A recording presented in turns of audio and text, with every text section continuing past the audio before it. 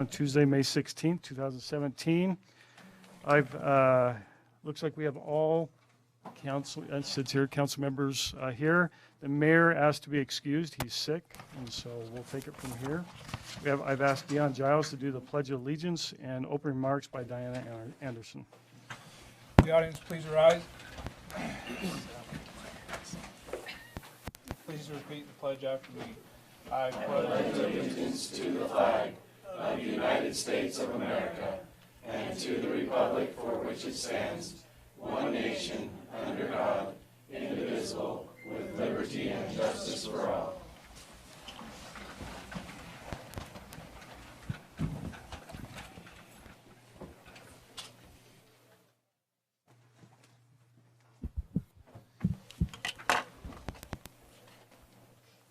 Our dear Father in heaven, we are very grateful for the opportunity that we have together as neighbors tonight at the City Council meeting. We ask that Thy Spirit will be with us, that we will be able to open our minds and listen.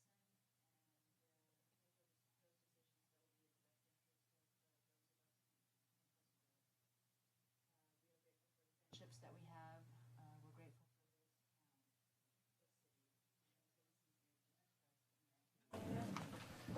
for. Diana, thank you. Dion, thank you. For tonight's approval of meeting agenda, I know of a couple items. 9D, Jennifer Baptista told us that 9D was continued in Planning Commission. So, Ken, is that true on this item? 9E? Yeah. D? D. Okay, Yes, yes. 90 is continued. Is continued. And then I also have 11A because the mayor would like to discuss this item but is not present. Is there anything else? Yeah, both those would be to June 6th. June 6th?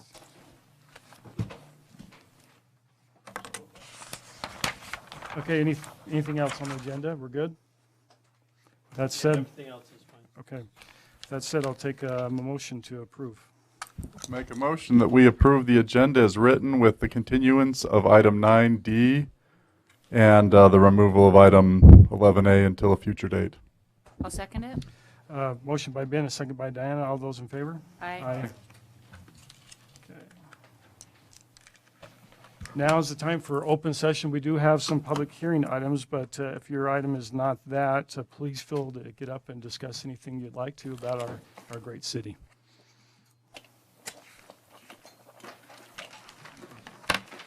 My name's Lori Williams, and I would like to address something that I feel is really important, and I've noticed it for a while.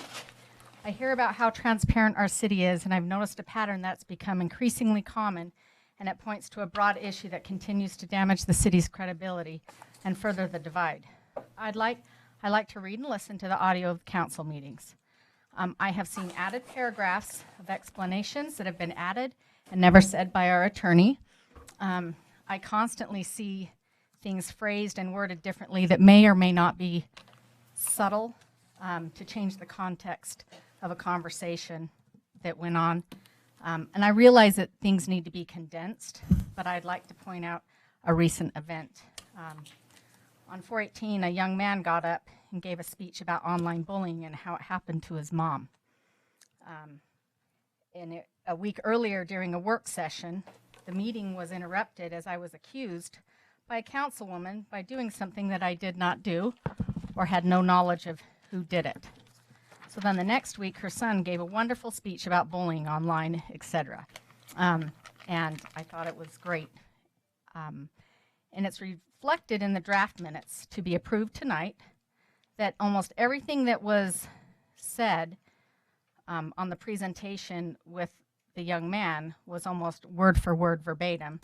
And I got up and said something about an experience I had with a councilwoman that was accusing me of the very thing that her son was talking about the week before.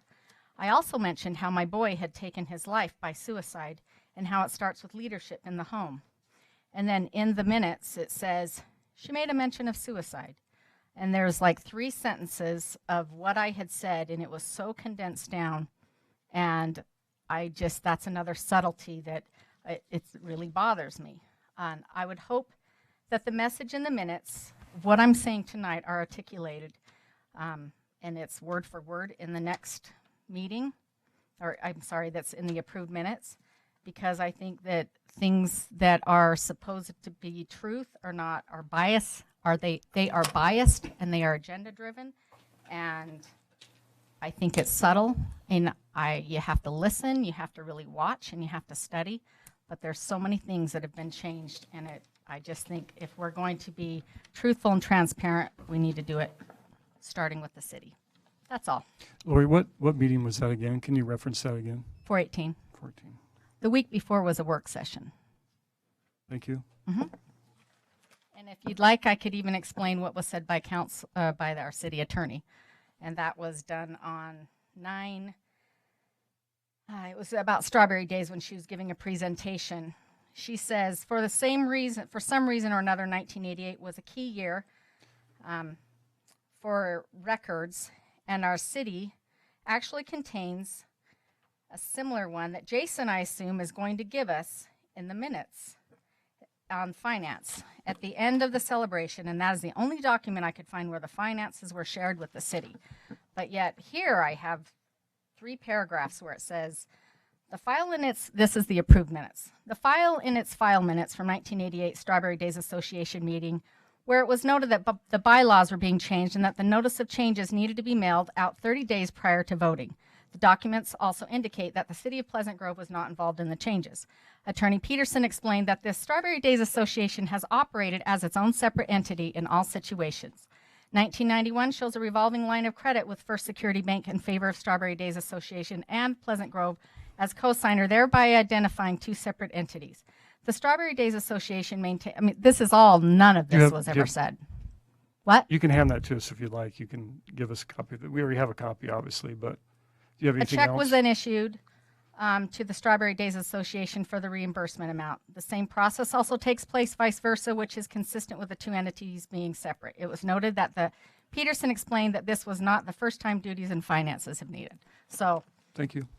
anyways, that was all added and it was never said at all. Thank you. Anyone else?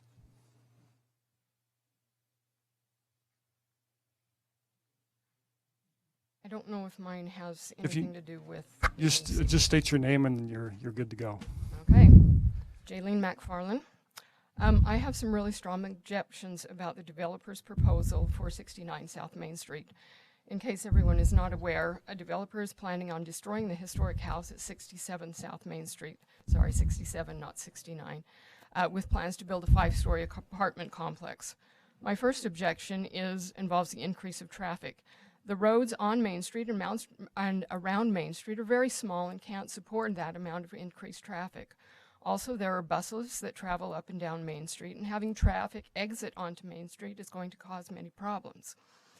If the traffic exits behind the buildings, they will be running into City Hall and library parking lots, which condition will be hazard to the library and City Hall patrons. Parking for the library is already difficult and hazardous, especially if you add traffic for apartment residents and those who visit them, it will almost be impossible. My second objection, multifamily housing in our downtown business district. We all want to revitalize downtown, but giving it over to apartment housing is not the way. It will ruin the district. We need to increase the small businesses we have, not add more multifamily housing. My third objection, transient housing does not build a community, and apartments are inherently transient. People who live there are not invested in the community. They do not intend to stay there more than a few years. Pleasant Grove already has too much transient housing. We don't want to keep adding more. My fourth objection is historic preservation. You are systematically destroying our heritage piece by piece. People choose to live in Pleasant Grove for the small town community feel.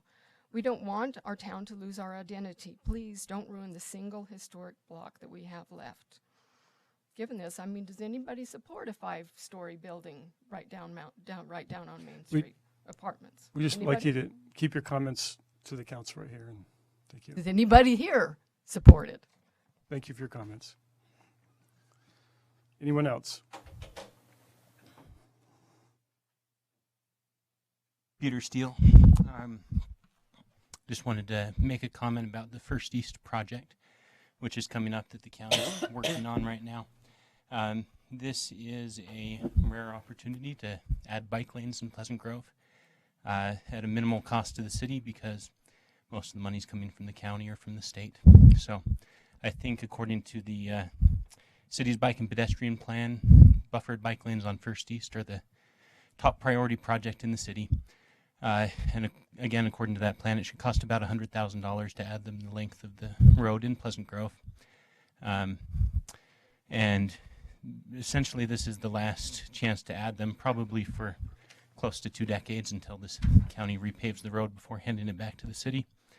So I'd encourage you, the big objection, I would think there will be the room for them, but the big objection is that it would require the elimination of on-street parking for the remaining areas where that's allowed on First East, although it's not allowed on a lot of the road. And so I'd encourage you to consider that and consider encouraging the county to include bike lanes in their plans. Thanks. Thank you. Really quick, Peter. Marty, is Marty? Marty's not here. John, do you happen to know when the open house for I don't. First East? Okay.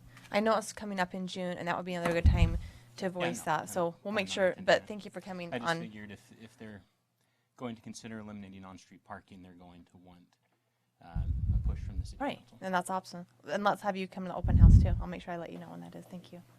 Hey, Scott, can you speak to the timing of that?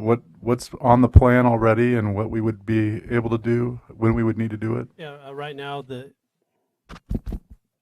test. I don't even know if that's working. Here, use mine. How's this? A little better? Better. Right now, the road is in design phase through the counties. The county's project, they're the ones that are just brought an engineer on to design it. The design's going to take a few months. As far as that's concerned, I think they are doing the open houses to get a little feedback on things of that nature. If everything falls into place, they might be able to start doing a little bit of the project in the fall, I think, which would be more of the underground stuff. There's I think Cedar Hills is doing a sewer line. We're doing a water line in that road. And then the paving will be likely next spring, summer, early summer, whenever the weather allows it to happen. So is that what you're asking? Well, I'm wondering specifically about the bike lanes. There's no bike lanes in the current plans that the county's looking at, is that right? No. And if we wanted to add that, what would be our drop dead moment to get that added? That's probably more of a Marty question. John, would you know that? I don't know. I know Marty's the one that's attending Okay. those meetings. So if we want to, I can Okay. follow up with Marty and check that out. Thanks, Scott. Okay.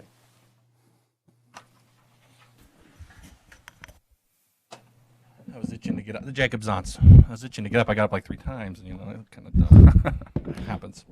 So recently there was at the Pleasant Grove Library. They had an event there. We were all there. It was awesome. Got some funding to fix up the library. That was great. And upon leaving, I noticed that there were some handbills that were placed on the cars.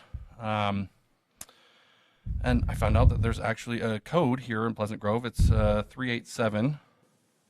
It shall be unlawful for any person to distribute, deposit, throw, scatter, or cast any commercial or non-commercial handbill in or upon any automobile or other vehicle. For me, I think if this particular ordinance doesn't get enforced, then we should probably just get rid of it.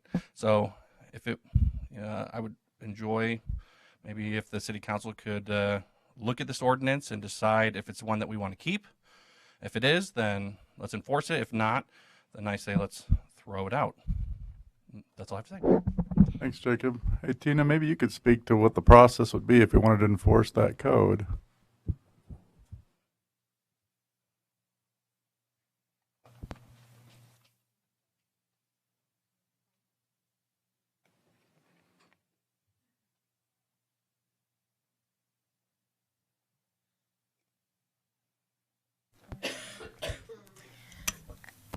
It's the same process as for any code, right? If someone observes a violation of the law, you have to report it and then have somebody that you are alleging committed the violation, and then the police officer decides whether or not to issue a citation. So any citizen that has concerns could just reach out to the police.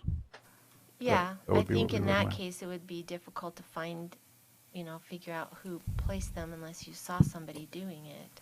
But I think Jacob's point is well taken. Perhaps it's an ordinance that's been on the books for a long time, and maybe we need to look at whether or not that's what we still want or if we want to modify it. I would have some concerns about enforcing it as it's currently written with regard to political speech.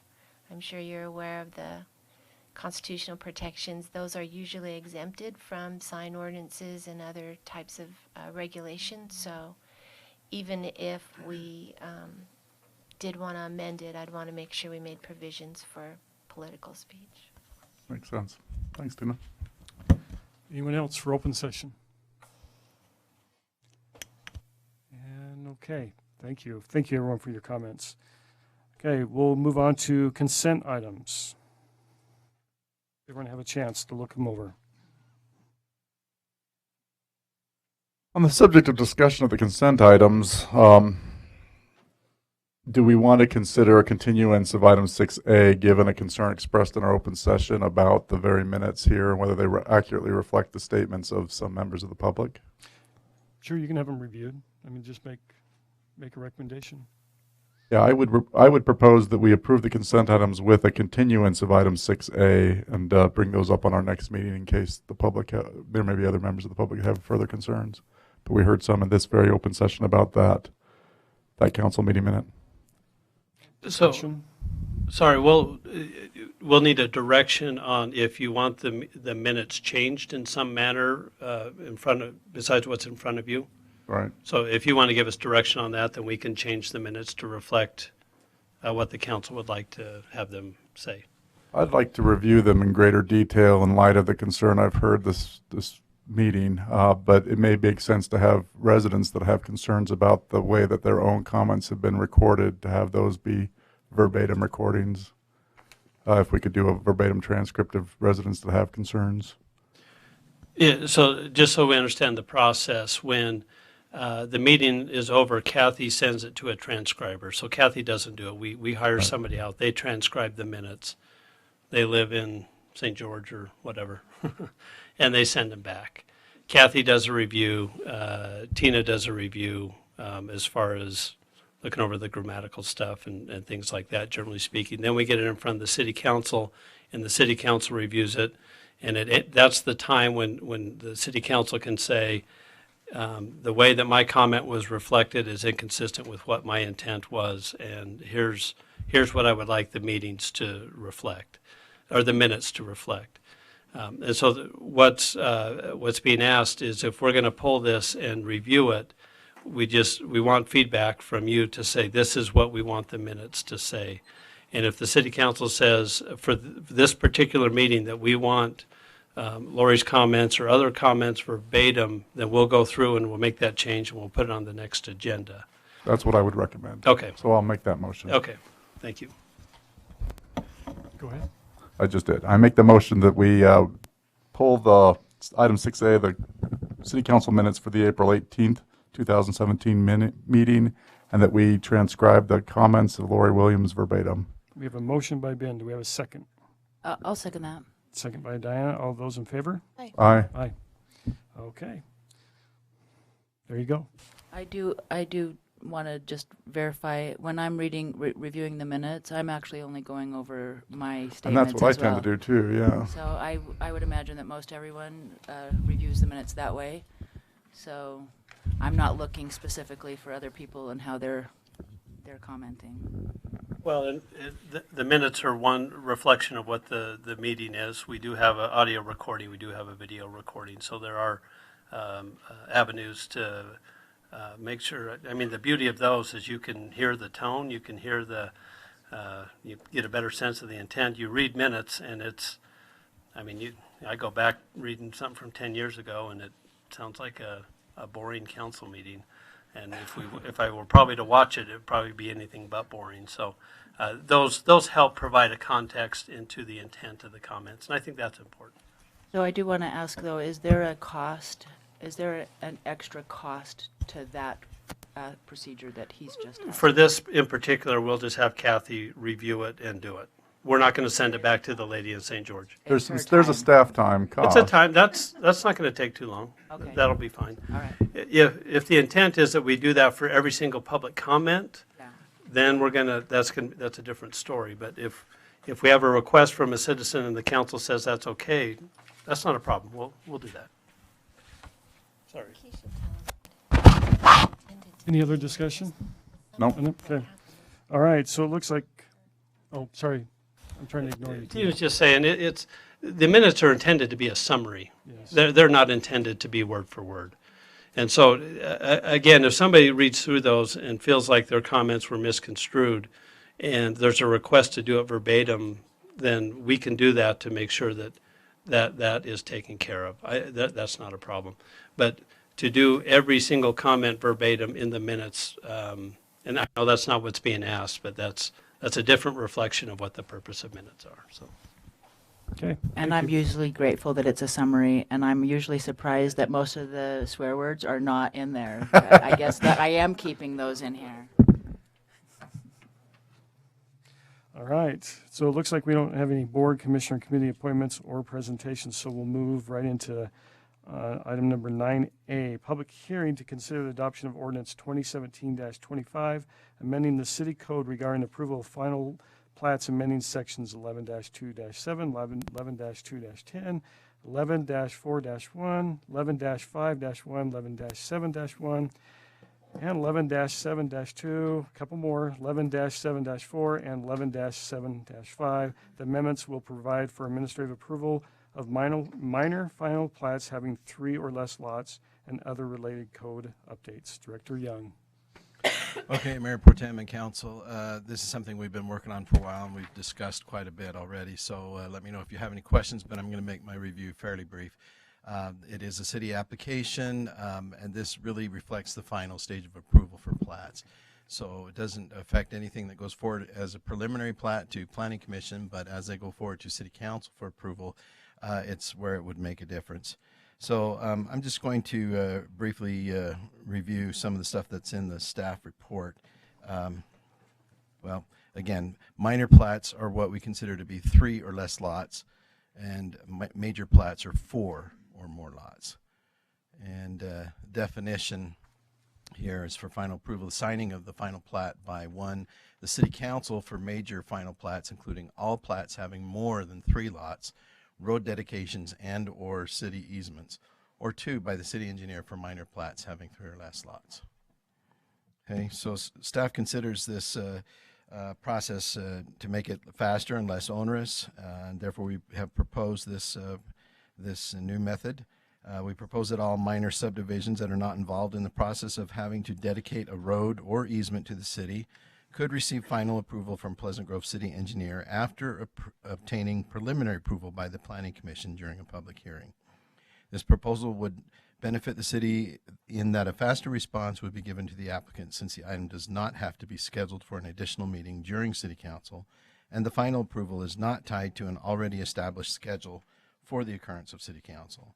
This proposal applies to both residential and commercial subdivisions. Subdivisions that have 4 lots or more will go through the existing approval process. This was reviewed by the Planning Commission on April 27th, and unanimous recommendation for approval. Any questions for Director Young?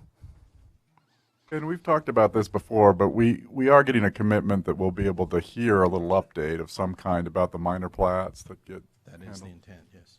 Do we know how frequently that will be? Well, we can do it on a monthly basis. That was the intent. Great. Thanks for the good work on this. I'm comfortable with it. Okay. All right, this is a public hearing, so we'll open it up to the public. We'll keep you close, Ken. Any public input? All right, we'll close public hearing and back up here. Any further discussion? I actually don't find it necessarily cumbersome to review these, and I think with the latest happening with the car lot down the street here, I would feel more comfortable still having it come before us, just for those few in between that just, you know, cause concern for neighborhoods or, you know, whatever it may be. So I'm actually okay leaving it as it was. Okay, anyone else? I wonder if there might be a different compromise that might satisfy Councilwoman Lamone. What if we did minors 2 or less, or 1? Does that make more sense? Just a thought. I mean, maybe we could continue this and refine it further if there's. If I may, in regards to the concern over here with the car lot, that was a zoning issue. The issue also with the assisted living center that came up before that was a zoning issue. So I think those concerns are better addressed at a zoning public hearing. And if I may, that car lot issue was there requested by an applicant and approved by City Council about 7-8 years ago. So that's why that one came about. But their development proposal did not come about right away, and so that's why we're looking at it now. I just don't feel like it's cumbersome upon me to continue reviewing them at that level. So I'm good. I'm open for a compromise, but I just don't feel that I'm still okay with it coming forward to us. So, and I understand that those were zoning issues. I do understand, though, the simplicity and of allowing them to approve them, especially with the instead of having to wait. Sometimes it could be, putting them off for a couple of weeks. So I'm actually okay with it. I think the issues that we were concerned about were zoning issues as opposed to final plat approvals. So We have some. I'm good with it too. You're good with it? Okay. With the change or with the current? With the current? Oh, with the current or with the With the current as with said? the change. Change, okay. Well, with this current, Lynn, with the current change as written right now, that's what you're in support of? Okay. So with that said, I'll take a motion and we'll see how it goes. All right, I make a motion that we approve the amendments of City Code sections as previously listed by Mayor Pro Tem. Or do I have to say them all? No, you're fine. Okay. Minor final plat, that's hard to say 3 times right there. Minor final plat approval and adopting the exhibits, conditions, and findings of the staff report. And as modified by the conditions below, all final planning, engineering, and fire department requirements are met. Is that it? That's it. Okay. Do we have a second? Second. Second by Lynn. And this is by voice, so we'll just go down the line here. Diana? Yes. Sid? No. Ben? Sure, yes. Yes. Lynn? Yes. And I'm going to be a no, because I just think that it's not too cumbersome for us on that. So it looks like it passes. Okay. Thanks, Ken. Let's see.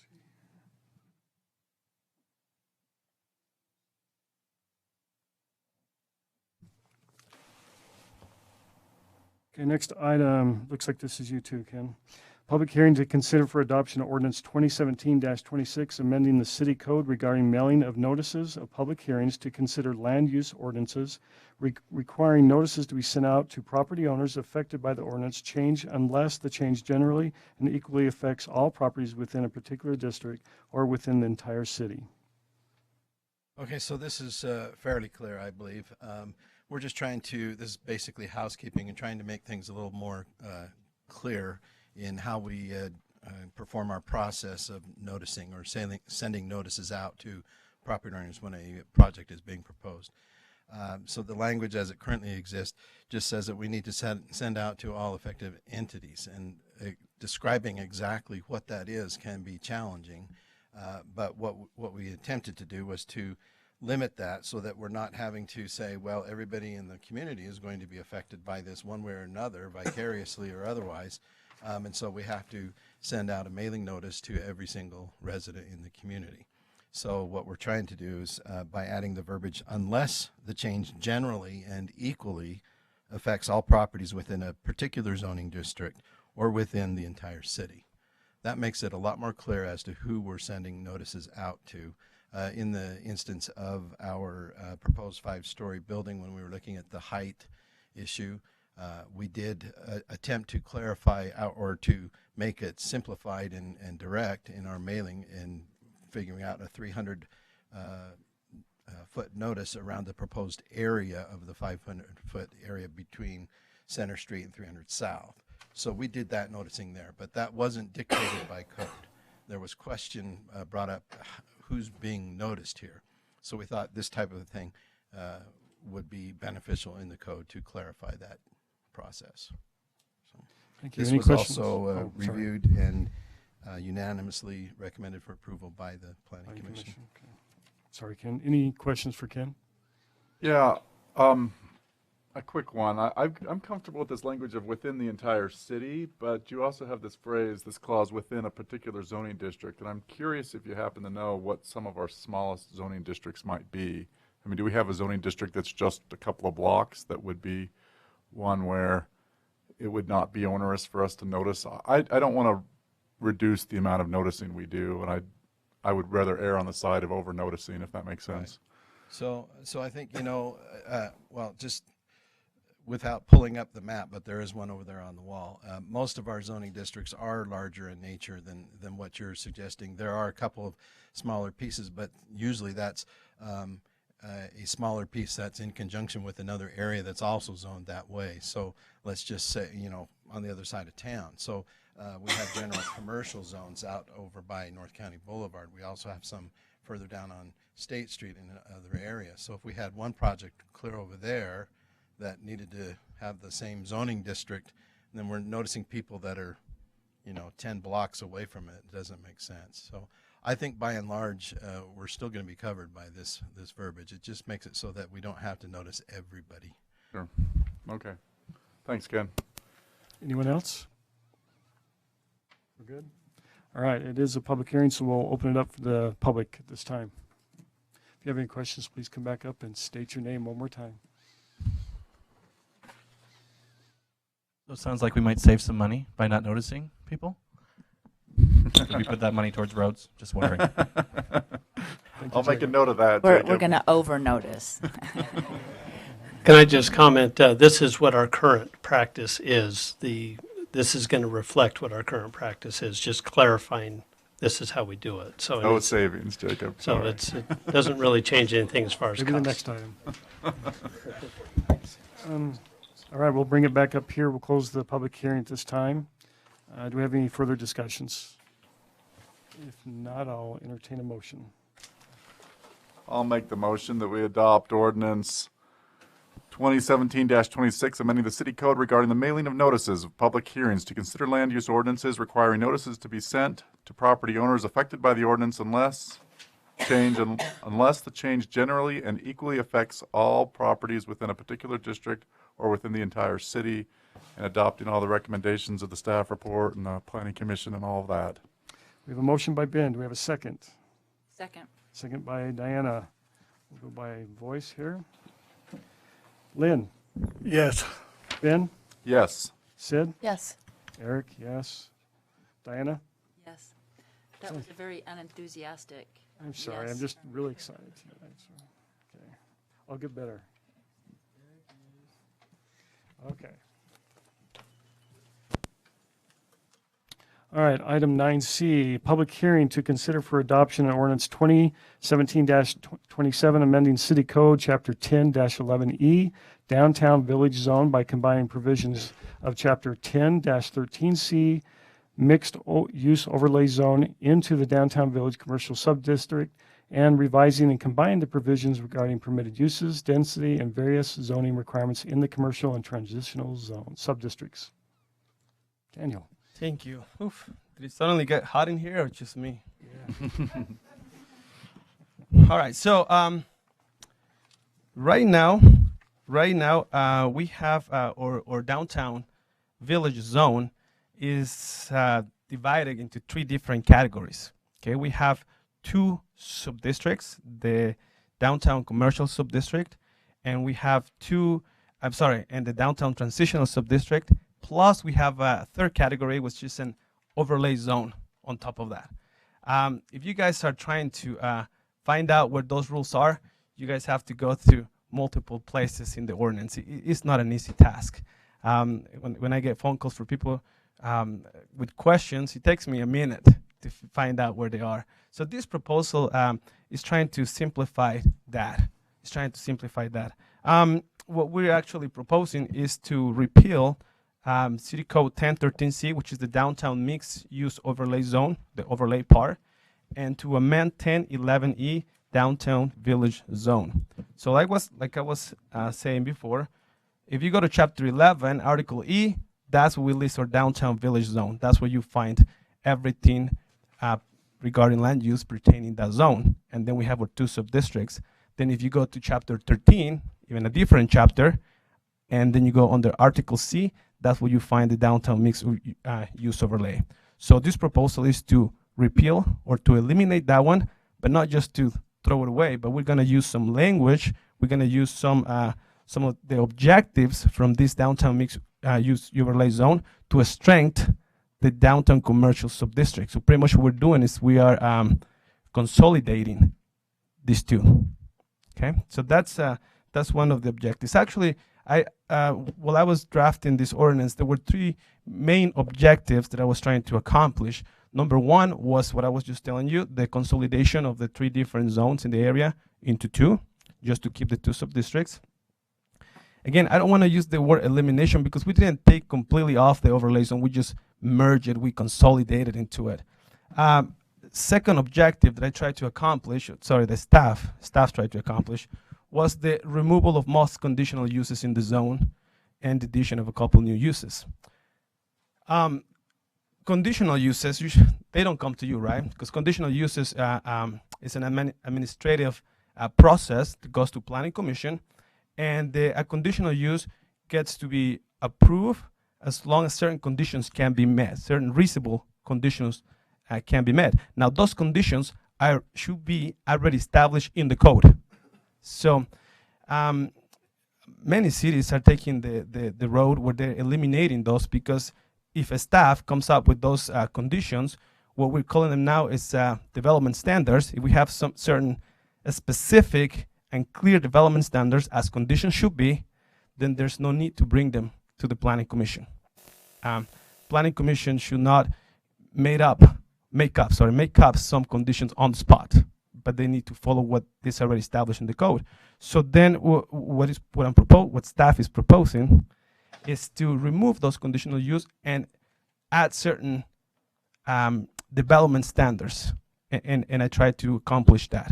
So right now, if you go to the code, and for example, you go to the downtown village zone commercial subdistrict, you're going to find 2 tables. One table for permitted uses, and then one table for conditional uses, plus the objectives of the zone. If you go to the downtown transitional subdistrict, same thing, you're going to find one table, another table, and the downtown mixed overlays is the same. So I consolidate all those uses into one table, eliminate most of the conditional uses. I still kept a couple, like for example, is that time limit? Oh, Daniel. Yes, Daniel, yes, I know Daniel. you have no time limit. You can go as long as you need. Consolidating all of you in. We just need you to end before 11 o'clock tonight. That made me a show in the night. It was called Saved by the Bell, right? Saved by the Bell. So I thought I'm saved.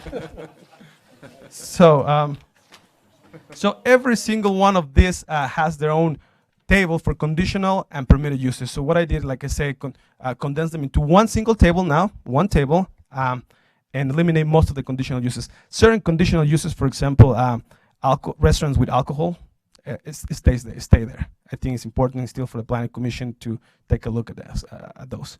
So that's the second objective that we're trying to find. I eliminate a couple uses.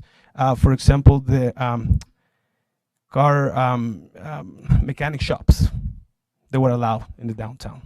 There were other uses that I think they were too intensive for the district, for the downtown district.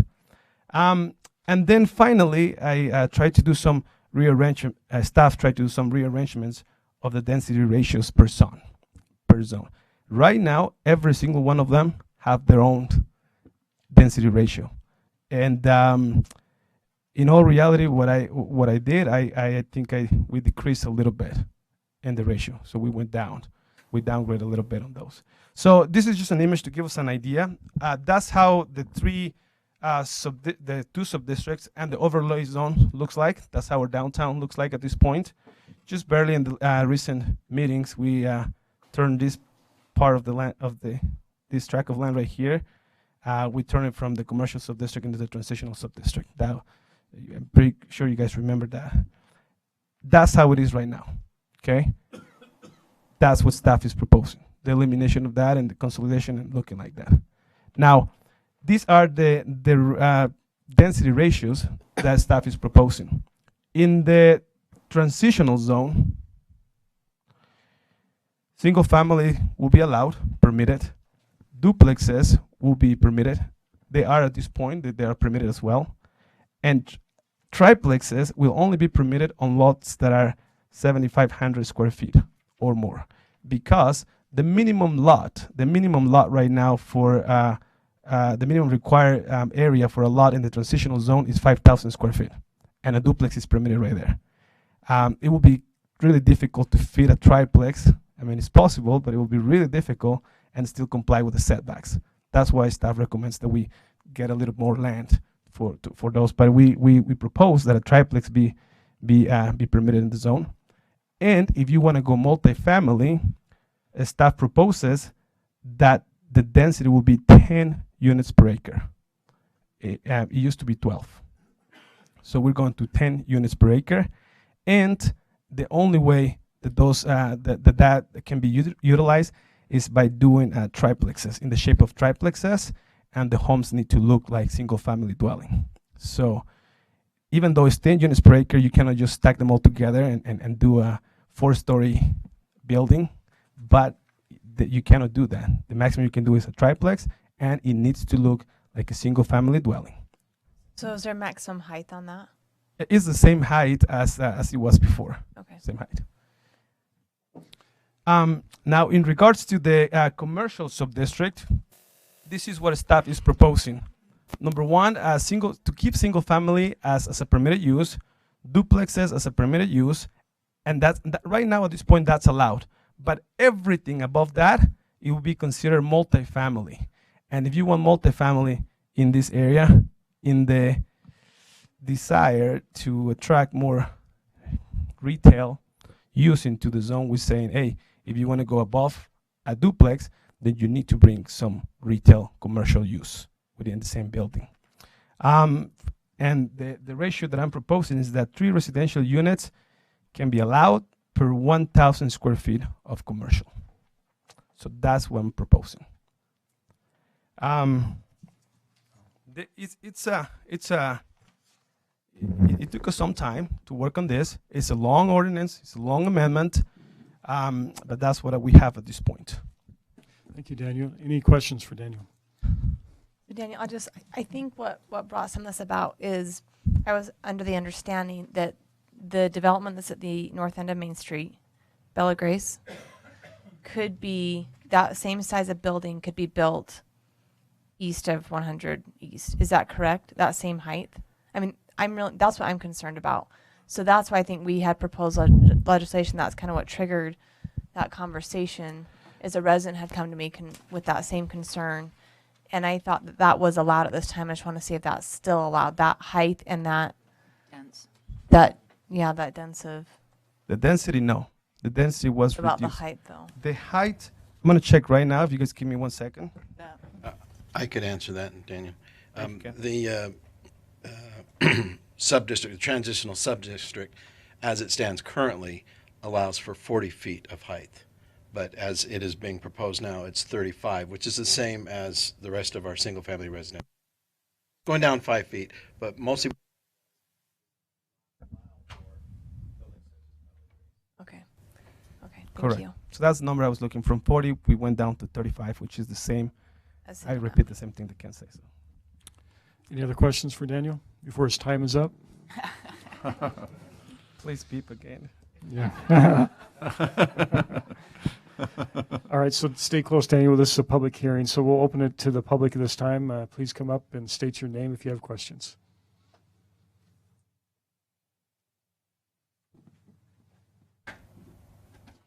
All right, seeing no public hearing, we'll close it and bring it back up here to the council. Appreciate your work on that. So are we all right with this? I think we're comfortable with it. Okay. I'll take a I motion. love anytime we get to Reduce the number. reduce, condense, merge. I like all of those words. Does that mean you're going to make a motion? And I'm going to make a motion that we adopt ordinance 2017-27, amending City Code Chapter 10-11E, Downtown Village Zone by combining provisions of Chapter 10-13C, Mixed Use Overlay Zone into the Downtown Village Commercial Sub-District, and revising and combining the provisions regarding permitted uses, density, and various zoning requirements in the commercial and transitional sub-districts. We have- And a second by Sid. All right, by voice. Lynn? Yes. Ben? Yes. Sid? Yes. Eric? Yes. Diana? Yes. Okay, is that better? Yes, much better. You're a person, you're an actual person.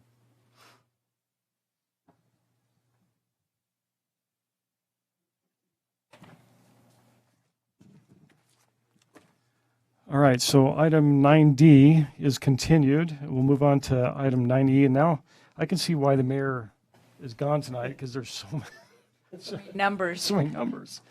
Do you want me to read all these? Yep, it's got to be read once. It's got to be read All right, once. I'm going to do one for the team here. So public hearing to consider for adoption ordinance 2017-29, amending the city code sections 1-11-4-2B, 1-11-5-1E, 2-1-1, 2-1-3, 2-2E-2N, 10-2-3A, 10-2-4G, 10-2-5B, 10-5-2, 10-15-30L, and 10-15-42A, and 10-21-8, 11-1-4, 11-5-1A, 11-9-9, and 11-14-3 relating to replacing the Pleasant Grove City Board of Adjustments with a hearing officer, which is a different type of appeal authority. Director Young, I'm losing my voice now. That for me, I'm not sure I. Good call.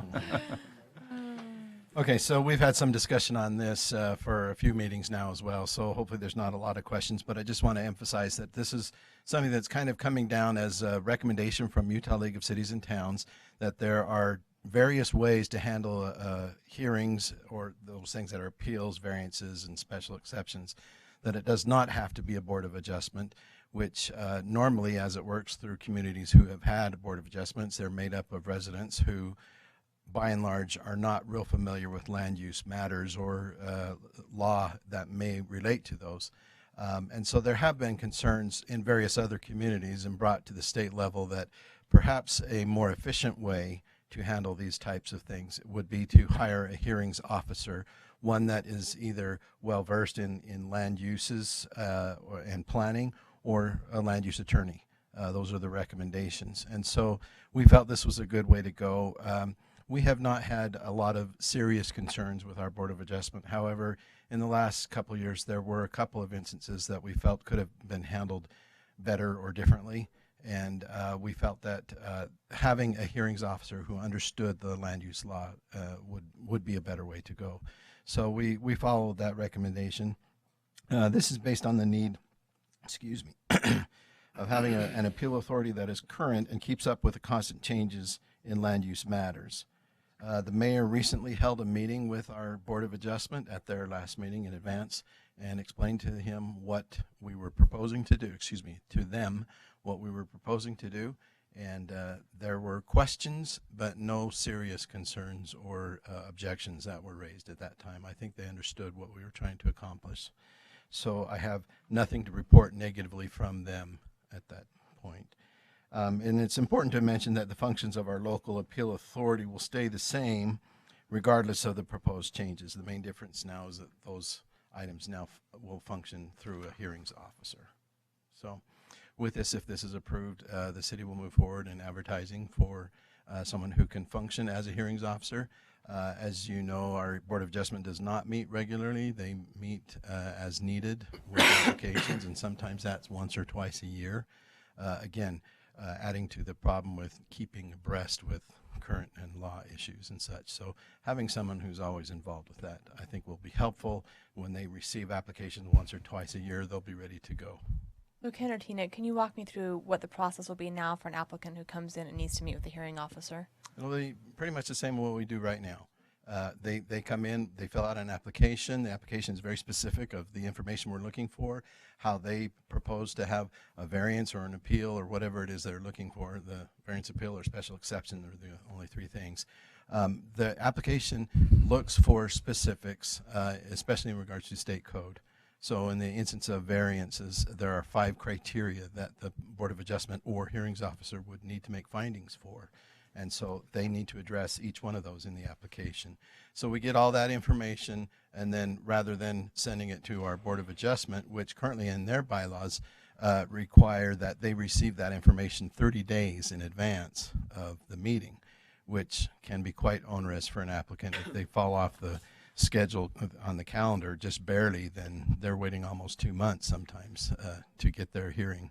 This way we could get that information quickly to a hearings officer and provide our staff report as we would for the Board of Adjustment, giving our recommendations and opinions, and then that hearing will occur with that person. So noticing will be the same. 300 feet to neighbors that are affected. So. And then they literally come in and meet one-on-one with the hearings officer. Yes.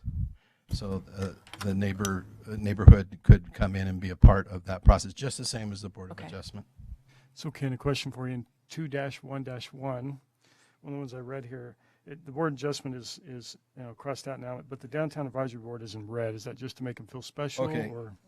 Yeah, I'm glad you pointed that out. That was the only thing that really doesn't pertain to the Board of Adjustment. But as we looked at that list of those boards that were listed there, that was one that was missing.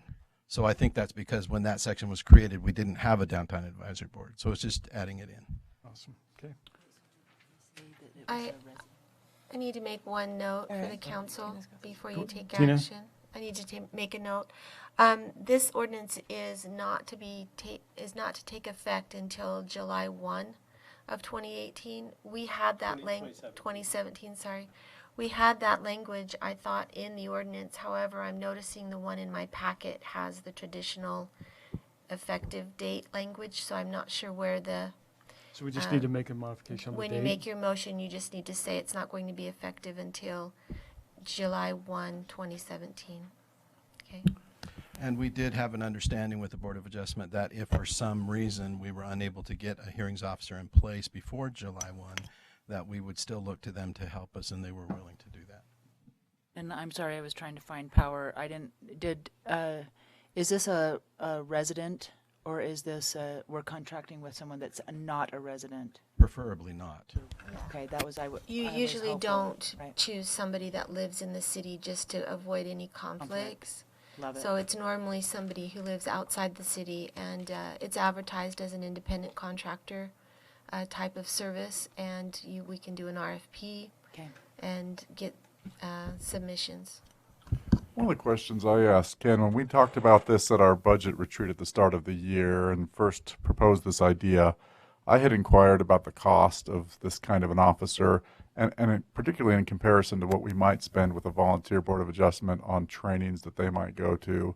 And I don't know that I ever saw an analysis on that front, but do you have a sense of the cost of this hearing officer compared to my understanding of the cost per hour for a hearings officer is anywhere between 50 to 120 or something like that per hour. So yeah, that's going to cost a little bit more up front just for their effort on that. But it is good to point out that we do offer training for our Board of Adjustment and that we do pay for that. So to get a specific analysis, I'm not able to give that to you right now, but there would be a little bit of balance there. Yeah, I wonder if you even have a sense of how many of our Board of Adjustments took advantage of any training opportunities. Was that common or rare? We did try to have some training here on site for them largely, but we did invite them to attend other training. So I suppose if it turns out that in the analysis this is going to cost the city just a little bit more, I would say it's worth it to end up with a situation that's going to offer a more fair and balanced review of these type of requests. One hesitation I have, and I guess this isn't really a question, but more of a comment, and maybe I should save it for after the public hearing portion, but I appreciate the volunteer spirit of our city, and I'm a little saddened to see us. I guess I know a lot of people who have wanted to be involved in different ways and haven't been able to be involved, have asked for opportunities to serve in the city, be involved in various ways, and the Board of Adjustment was an opportunity that people could have been involved and gotten involved in what happens in our city, and it's sad to see that go. And to that comment, and I've only been a part of a situation once, but it was actually very uncomfortable so this is very litigious in nature.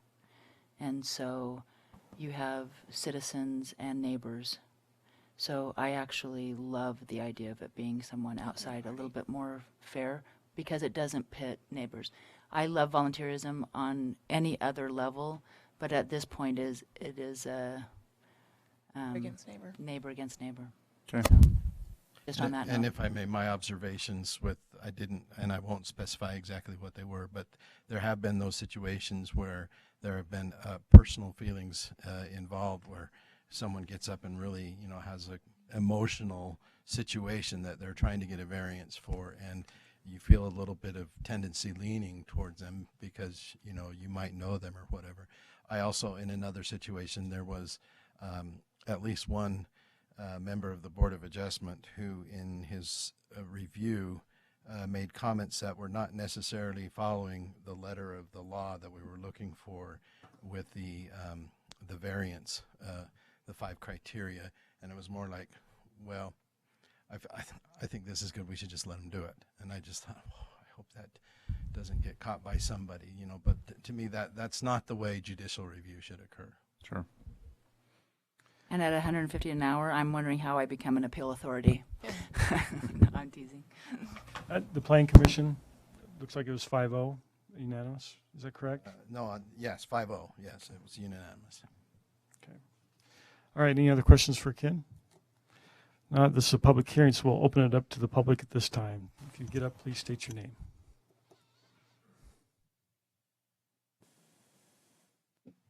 I just had a question. So I didn't quite understand. So the Jacob Zantz, yeah.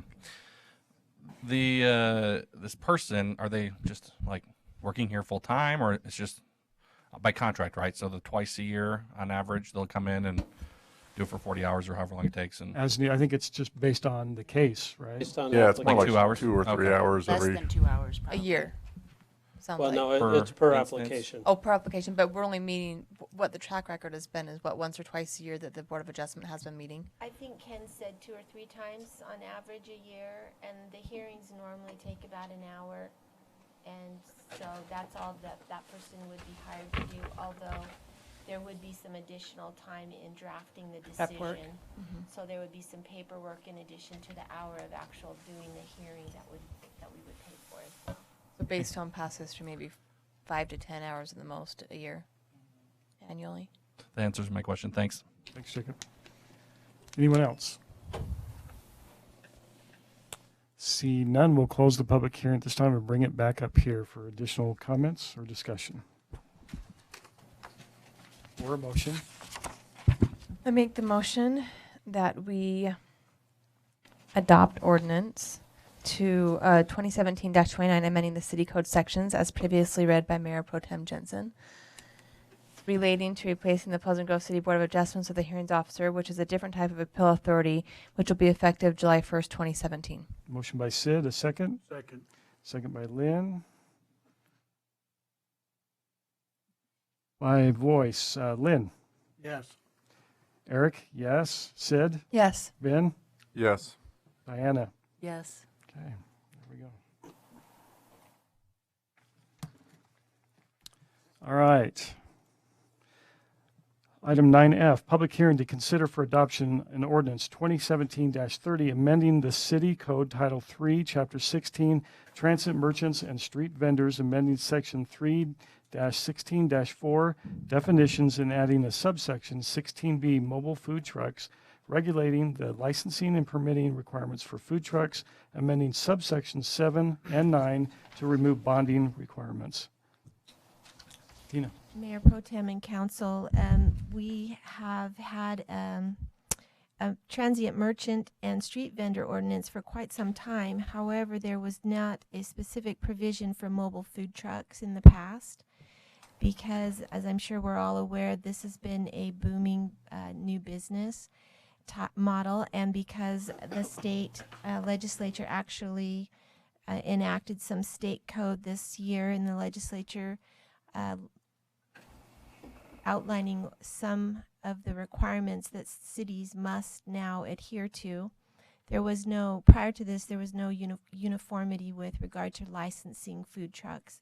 Each municipality made their own decisions as to how much the fees were and whether or not they would accept a business license from an adjacent municipality or whether they would charge each mobile food truck a brand new licensing fee for their municipality.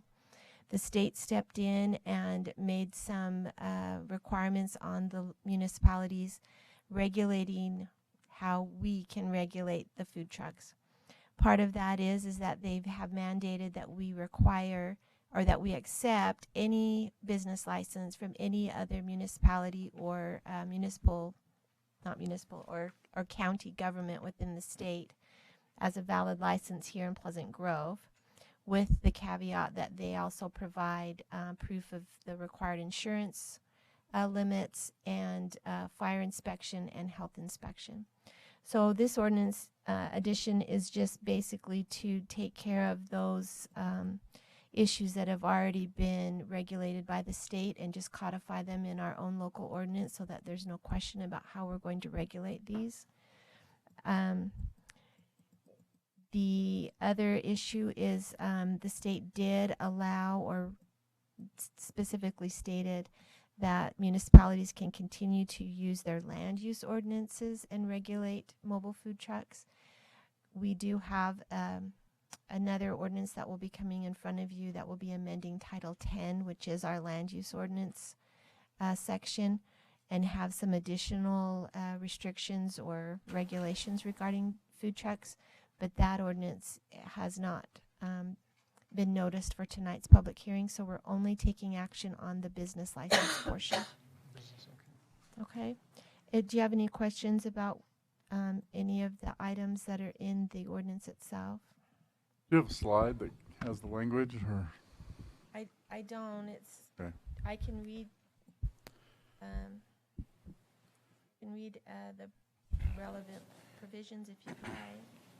No, that's okay. I guess the question that I had, I want to understand the new state created reciprocity arrangement. I've spoken with people that were involved in the passage of that, and my understanding is that the reciprocity applies to more than simply they don't have to pay a fee, but we can't restrict in ways that another jurisdiction might also not restrict. Is that right? Is that your understanding of?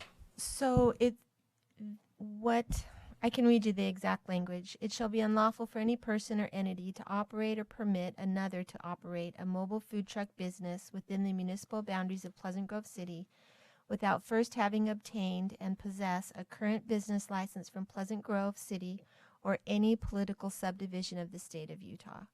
So if they go to American Fork and comply with American Fork's business licensing regulations and have a business license from American Fork, we can't add anything to those requirements to obtain the business license.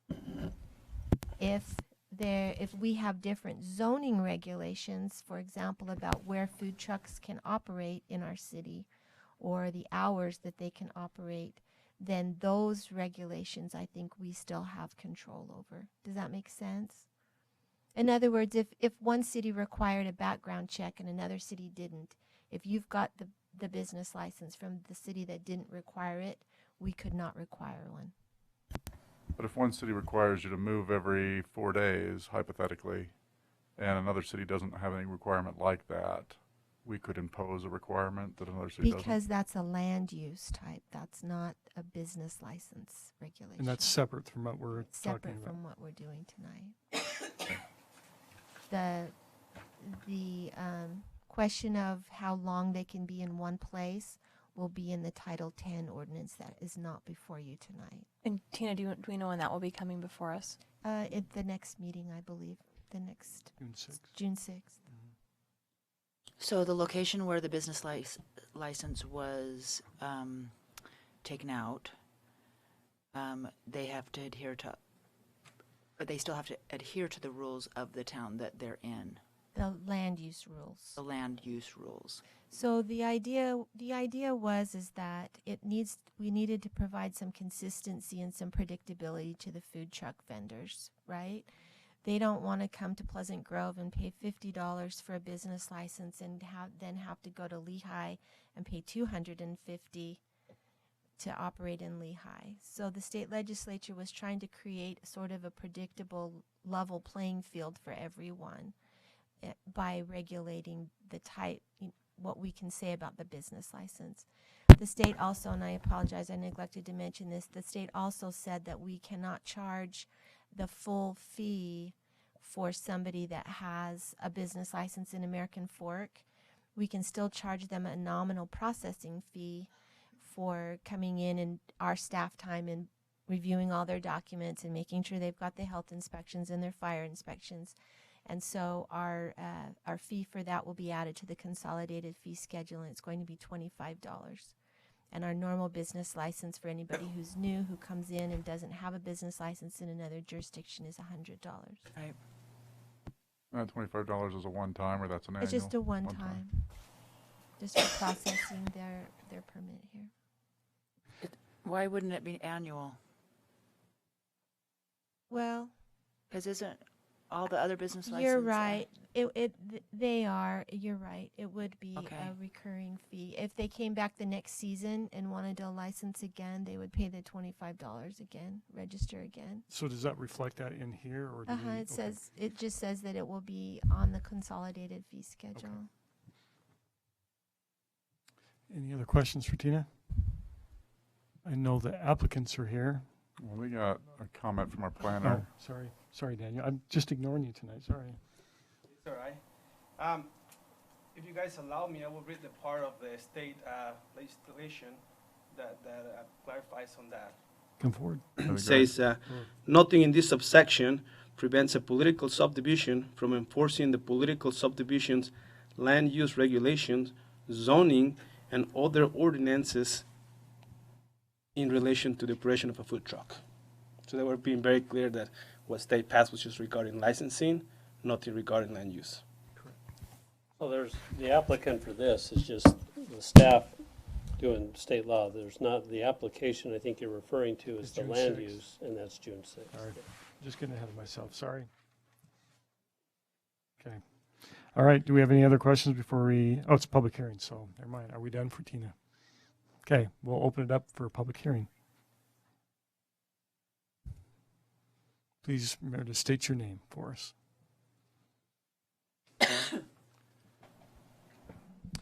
Hello, my name is Connor Boyack.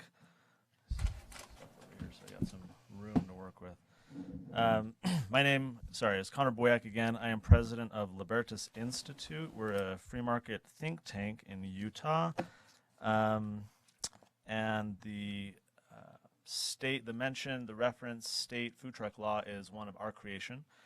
We proposed this last year following significant research in most cities around the state, looking at what the existing ordinances were, cost of licenses and so forth, meeting with many of the food truck owners and hearing the stories that they've been going through. So I'll give a little bit additional context for the state law that precipitated some of the changes, and then I have several concerns that I think would suggest at a minimum a continuance rather than voting on this tonight, because it needs in my opinion, some additional work. It was characterized that the legislature enacted this law out of a desire for consistency. I would say that's incorrect. The concern of the legislature was one of redundancy. If you can think of food truck owners going city to city having to get multiple inspections of multiple types and get multiple licenses, some food trucks have gone out of business because of that, because of the cost of regulatory compliance, the cost of the fees themselves. Some of the larger food truck or companies have to hire staff dedicated just to regulatory compliance. These are small, lean and mean operations. The profit margin on food is razor thin, oftentimes, except if you're Waffle Love. Their stuff is cheap and they charge a lot of money, so they have a lot better profit margin. Really but, good. It's really good. And it's really good. But I should have had that come out here. That's what we did with the legislature. We had the food trucks come, and that's how we kind of sweetened the deal and got everyone to vote for our bill. Well, wherever they are, my children are. And I'm not joking. So, but the concern wasn't so much consistency, it was one of redundancy, the unfairness and the injustice for food trucks to have to deal with unnecessary inspections. If they get an inspection in one city and they're deemed safe, why the next day do they have to go get an inspection in a different city to operate? So that was the primary concern for legislators. Let's see, I believe it was Councilman Stanley that asked about can other cities restrict more than other cities? The answer is actually yes and no. As it pertains to land use ordinances, yes. Pleasant Grove could regulate far more aggressively than another city that takes a laissez-faire approach. State law would allow for that. State law does not allow for doing anything pertaining to the license. And so, for example, if you're curious to look this up later, it's Senate Bill 250 that created this law. Actually just went into effect, I think, a week or two ago. And if you go look that up, it's on line 118, and I'll read it here. What does that mean? I'm new here. That means you're out of time, but we'll be lenient and give you some Okay, more time. I'll be brief. I didn't realize there was a time limit.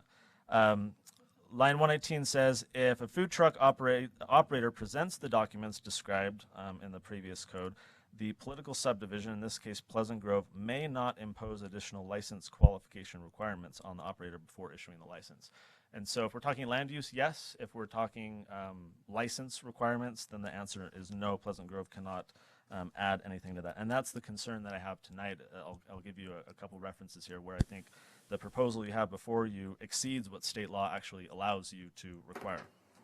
The example was mentioned of the background check by your city attorney, one city requiring a background check and another. And I know that was just a hypothetical, but just for the information of the council, state law actually prohibits that as well. You can't require a background check as a condition of issuing a license. Okay, so very briefly, some of the concerns that we have with the proposal entail the requirement for issuing a license of things that state law disallows. So, for example, and I don't know if you have this before you, if not, I'll at least try and summarize it. In subsection 3, conditions and requirements, there's a paragraph D that says that every applicant for a license, has to provide, all sorts of insurance. It gives the specific amounts, who should be named on the policy, and so forth. Pleasant Grove is within its right to require that of applicants originating in Pleasant Grove, but the state law prohibits that being required of people who are getting a reciprocal license, who are licensed elsewhere and come to Pleasant Grove. The proposal before you, as I read it, does not make that distinction. It just says every applicant for a license. So that would need to be clarified, that cannot be required of people outside the city. So for example, someone in, really any other city. In E, it says that every applicant for a license has to have a valid fire inspection from either Pleasant Grove City or Utah County. Imagine a food truck in Salt Lake County, let's say Draper, who comes down here. They already have a valid fire inspection. According to state law, Pleasant Grove shall issue a license if they meet the criteria of presenting the fire inspection and other things. State law disallows you from selecting or narrowing it to Pleasant Grove City or Utah County. And so that language would have to be removed. They would just have to, or you could require that of an applicant in Pleasant Grove, someone originating in Pleasant Grove. You could say, we want you to get a Pleasant Grove fire inspection. State law would allow that. State law would not allow you to require that of the reciprocal license that has been mentioned. I have just a few more. Let's see, it references the reduced licensing fee in F5. And then down below in subsection 4, it says, references the consolidated fee schedule. I know it was mentioned tonight. I think typical legislative preference is that the changes would all be included here. You've been told that that will change later, but the fee schedule, as I see it here, is not being amended as part of this. And so that's a more minor thing. F1 through 4 is where we're talking about the reciprocal licenses. 1 through 3 are okay. This is where you provide the business license, the fire permit, the health permit. However, 4 exceeds state law, and you're not allowed to require that of a reciprocal license. So proof of motor vehicle insurance and general liability insurance amounts required by the issuing political subdivision. That might be nice to have, but state law actually disallows the city from requiring that to issue the reciprocal license. You're not allowed to ask for it. The law is quite clear that if they meet the 3 criteria of license, fire permit, and health inspection certificate, you shall, or the city shall, issue the license. So if you're driving a motor vehicle, you don't have to have it doesn't have to be insured? Well, there's separate laws dealing with that, yeah. But if they're lapsed on their insurance for a week, for example, and they're dealing with that, they just can't be denied the business license. Separate law governs motor vehicle insurance. Right? State law simply says that you cannot condition a business license based on that if they're in between for 2 days or whatever. 4 exceeds state law. 5 and 6, I think this is just an issue with poor formatting. These are nested under F, but they aren't like 1 through 3 as things that an applicant for a reciprocal license shall do. Present this, that, and the other. 5, I think, should be separated out into G. It's not dealing with what the applicant shall provide. It's a new item, so this is poor formatting that 5 and 6 shouldn't be nested. In 6, it talks about the expiration date, matching up. So I think that's just a drafting error. G, it's, let me skip ahead to H very briefly. All applicants must provide proof of compliance with all applicable federal and state laws regarding permits and inspections. That's very ambiguous. Aside from the permits and the certificates that are already mentioned and required both under city and state law, the question for city staff would be, what other proof of compliance is required, of what and in what form would that be? There could be many other, federal things and so forth, but unless the state law allows the city to require it and the city spells that out, I think that's a bit of a concern as to what that entails. Finally, in G, I believe it would be actually illegal for you to pass this tonight because of the continuance on the other half of the policy that is not on agenda for action tonight. You would be passing an ordinance that references a non-existing section of code. As I looked it up, I think that's an entirely new section. If I read that and understand correctly, this Title 10, Chapter 15, Subchapter 48. Here it requires businesses to comply with those ordinances, and you're being asked to take action tonight that hinges compliance with this section on another section that has not been debated and voted on. So I think that's a very strong legal concern. And I'll only mention this in passing only because your city attorney briefly mentioned what was in the other one. I think our position would be that the other one needs some work as well because of what I think is a unconstitutional restriction on mobile food vendors, requiring things of them that are not required of other businesses of like kind in terms of a restriction on the number of days. This has been litigated elsewhere and would be litigated, I think, in Pleasant Grove if that type of arbitrary restriction were to be enacted on food truck owners specifically. Be happy to talk with city staff or the council offline about that. I just learned about this issue this afternoon, so I apologize. I'm a little more unprepared and didn't anticipate the clock, so thanks for giving me a little bit extra time. I'd be happy to answer any questions that you might have. Thanks, Connor. Thanks, Connor. Appreciate that. Any other, Tina, I'll ask you. I wrote them down. You want to address them now, or?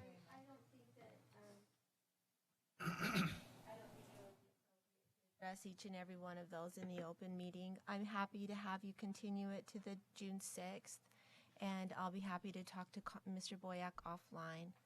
Obviously, we may not agree on all of the interpretations that he listed tonight.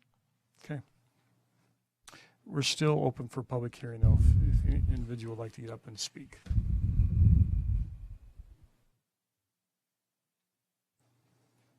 I hesitated, Jacob. I waited for you. I know. Thanks for hesitating. I know Connor's not a citizen of Pleasant Grove. I am. After listening to him, not doing as much research as him, I do agree with a lot of things that he did say. So I just want to put my voice behind it as a citizen of Pleasant Grove. Thanks. All right, thank you.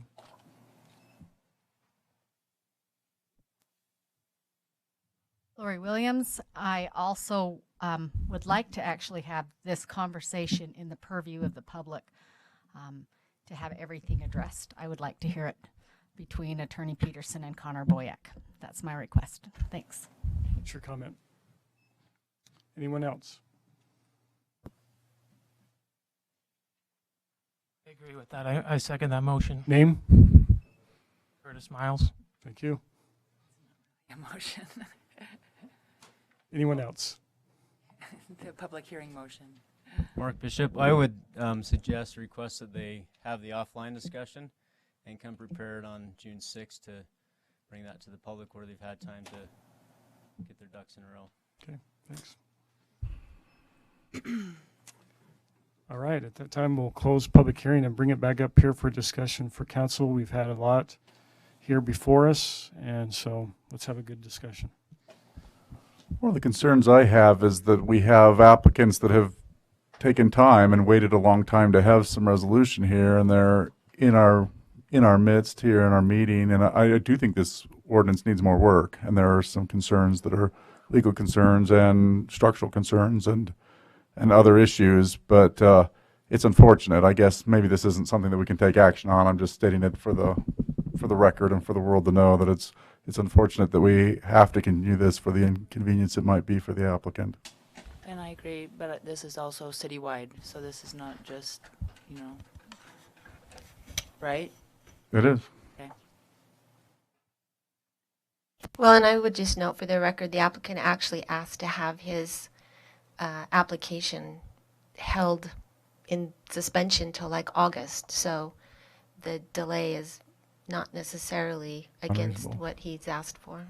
Okay, thanks. That's helpful to know. Okay. If there's any further discussion, I'll call for a motion, whether to proceed, continue, or... I'd like to make the motion that we continue item 2017, ordinance 2017-30, to allow time for Attorney Peterson and Mr. Boyack to meet. I know this is the first time this is being brought forth to our city. There's still some things to iron out. Sounds like there's experience and knowledge on both sides that we can gain as a city from making this a citywide ordinance. So I'd like to make the motion that we continue this to the June 6th meeting. All right, we have a motion by Sid. Do I have a second on that? Second. Second by Lynn. Do I still need to take a voice vote on this to continue it? Okay. So Lynn? Yes. Ben? Yes. Sid? Yes. Eric, yes. Diana? Yes. Okay, item is continued to June 6th.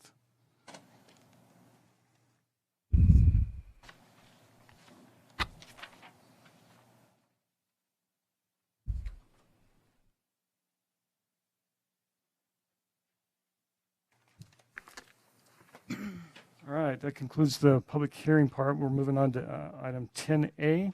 This is a continued item to consider for adoption a resolution 20-17-031 authorizing the mayor to enter into an interlocal cooperative agreement between Utah County and Pleasant Grove City for the administration of the 2017 municipal elections by vote by mail and providing for effective date. Tina? Mayor Pro Tem and Council, this resolution is asking you to approve the interlocal agreement between Utah County and the City of Pleasant Grove to administer the 2017 municipal elections. The relevant things that you probably need to be aware of is that this agreement binds the city to provide manpower, facilities, and equipment for the candidate filing process, which we will do through our city recorder. We are to provide manpower, facilities, and equipment for receiving and processing all financial disclosures required by the state code or the city code, which we will also do through our city recorder. Accept responsibility to keep candidates and the public up to date and current on all legal requirements governing candidates' campaigns, including candidate filing, campaign financial disclosures, and all local ordinances governing campaigns, which is something that we've traditionally done anyway. Something new is that we will be obligated to provide a single voter service center within the city. Such center is not intended to be a polling place. Rather, it is a place for voters with issues to go and receive help. We get to choose the place where that service center will be located within the city. The operational hours will need to be the same as the polls, from 7 a.m. to 8 p.m. on election day. Anyone who goes to this service center who has a problem with not being on the register rolls or didn't get their mail-in ballot will be able to vote, but they will be counted as provisional ballots coming out of that. The other items that you should know about are that we are committing to financially to the county to pay certain fees, which are outlined in the resolution. And then one thing you should probably be aware of is that in the event that there are more than the estimated percentages of return ballot postage needed, that we would pay more than what is actually listed here. However, staff's done a rough calculation and estimates that it probably wouldn't be more than another $1,500 at most. I think those are the things that you need to be aware of. Do you have any specific questions? Any questions for Tina on this item? So, Tina, give me the scenario if we don't pass this resolution. I have concerns about the expense of vote by mail, the issues we've talked about in the past. Given that our new money could be going towards a higher priority of the public, we have discussed a few times whether vote by mail is the best and highest use. What happens if we vote down this resolution right now? I believe we've already given the county our notice that we were going to use them, so. And I believe that that discussion was already held and the council authorized them to move forward on that. I guess this is more of a hypothetical. I mean, if we reverse course at this point, what is the implication for the city? Then we would have to make arrangements to hold the election and the polling places ourselves and incur that cost. But it's a lower cost than the additional $28,000 now that we're talking about. I honestly don't know how much it would cost. Yeah, we have to rent the machines from the county. Yeah, so we used to hold our own elections. I don't remember when it was, 3 or 4 years back, we decided to contract out with the county and use the electronic voting machines. They're no longer going to have those, so now it's either vote by mail or do our own. I don't know if we have the number exactly, but it would be cheaper for us to do that, to do our own. There is a lot of more moving parts and things that Kathy would need to do in order to make that happen. The vote by mail, there's a little nuance here depending on what happens with Representative Chaffetz. If he decides that he's going to resign before sometime before November, then there's a chance that there'll be a special election, and the county will do that vote by mail. That's an additional cost for us for additional mailed ballots? No, because it's not going to be on the same ballot. Okay. I don't know at that point if there's some sort of way to negotiate a price break or something, since the ballots are going out anyway. So there's a few moving parts as far as that's concerned, but in relation to what this interlocal says, it's given us the cost and says this: if you're going to do vote by mail, this is what it is. So that's what you have before you. Right. If we were to reverse course and not adopt this, and then again we've already committed to the county, it puts us in an awkward position as far as prior decisions that we've already made. Sure. You know, if we truly want to understand what the priorities of the citizens are, then we need to make every available opportunity for them to vote.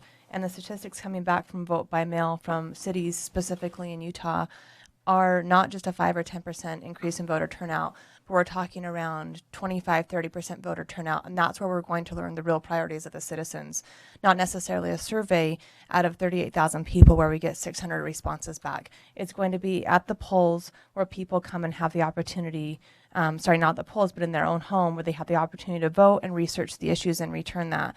And putting a price on that, I think, is probably one of the best votes I can make as a council person, to allow people that opportunity of all ages, those who don't have the ability to get down to the polls physically, those who work, or moms or parents that don't have the opportunity to get down because whatever reason. We are going to now make this much more accessible to them and really learn the priorities of the citizens based on that voter turnout. The other issues, I actually attended a recorder's training because I wanted to learn more about this myself. And as far as fraud, there has not been a case reported yet of voter fraud in Utah related to the mail-in ballots. The fraud that could occur would happen within the home, and they gave the example of a parent who might fill out the application for their child. We don't have much control over that, but fraud can also happen in person. Electioneering can happen at polls. So it goes both ways, but there has not been a case reported yet that the county was aware of, at least at this training, regarding mail-in ballots. I also learned that, I know another issue was people being able to see who voted for what person or candidate, and it's actually covered up, the section that you bubble in. That section is covered. There is someone that takes off the signature portion and verifies signature with county records and then passes the ballot on that goes through a machine. So I learned quite a lot at that training, and I'm glad I attended because I'm able to answer questions to the public. But for me, this amount, it is the priority of the city. We need to place priority on getting as many people out to the polls to vote on important issues in our city. So do we need to open it up? Any other questions for 'Cause Tina? I'm ready to make it. You're ready, okay. Any others? No. Lynn, any? Okay, I'll entertain a motion. I make the motion that we adopt Resolution 2017-031, authorizing the mayor to enter into an interlocal cooperative agreement between Utah County and Pleasant Grove City for the administration of the 2017 municipal elections by vote by mail and providing for an effective date. Motion by Sid, do I have a second? Second. Second by Diana. By voice, Lynn. Yes. Ben. No. Sid? Yes. Eric, yes. Diana? Yes. Thank you. Okay, motion passes. It's not a public hearing. Thank you, Tina.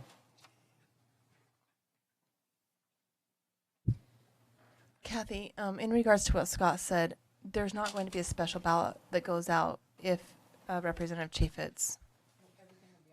Okay. Same ballot, yeah. Not that I doubted you, Scott. Just want to verify. I'm 100% okay with that because I actually do get things wrong every once in a while. Okay, Mark, we're almost to you, almost here. Let me read it here. To consider, item number 10B, to consider for adoption ordinance 2017-31, amending Title 2-2E, Beautification and Shade Tree Advisory Commission of the Pleasant Grove Municipal Code by implementing a water conservation program, providing an avenue to elect a secretary, treasurer, historian, and other housekeeping changes, and providing for effective date. Mark Bishop, come on up. Thank you. There are just a half dozen or so changes in this bylaws article that we'd like to review with the city council and seek your approval on those changes. So I'll just draw your attention to, does everyone have a copy of this? Mhm. Okay. The second page, item L, 2-2E-2, item L. We're proposing that one be taken out. It says to participate in the development of periodic updating a street tree master plan and arboretum master plan. We felt like that was, it's not something we participated in extensively and felt like that was beyond the scope of the beautification commission. Additionally, with the water conservation plan, which we've spoken to you several times about, we feel like that it was a new initiative that's taking significant time and effort, and we like to put our focus in areas such as that. On the next page, item Q, that same section, to provide and implement a water conservation program, which is well underway. We're continuing to, we've received funds from the city, also from sponsors, and that has been a great effort. We've had some great success, and that is continuing. Great effort, thank you. Sure.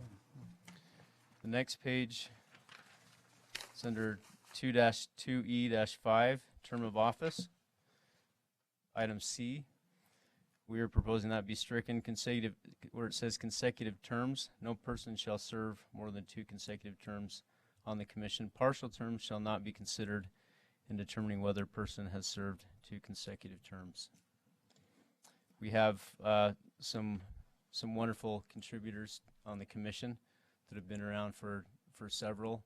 And as we visited as a commission, all were in agreement that that ought not to be a limitation of the commission. Item 2-2E-6, item C, there's an addition to that on filling the vacancy.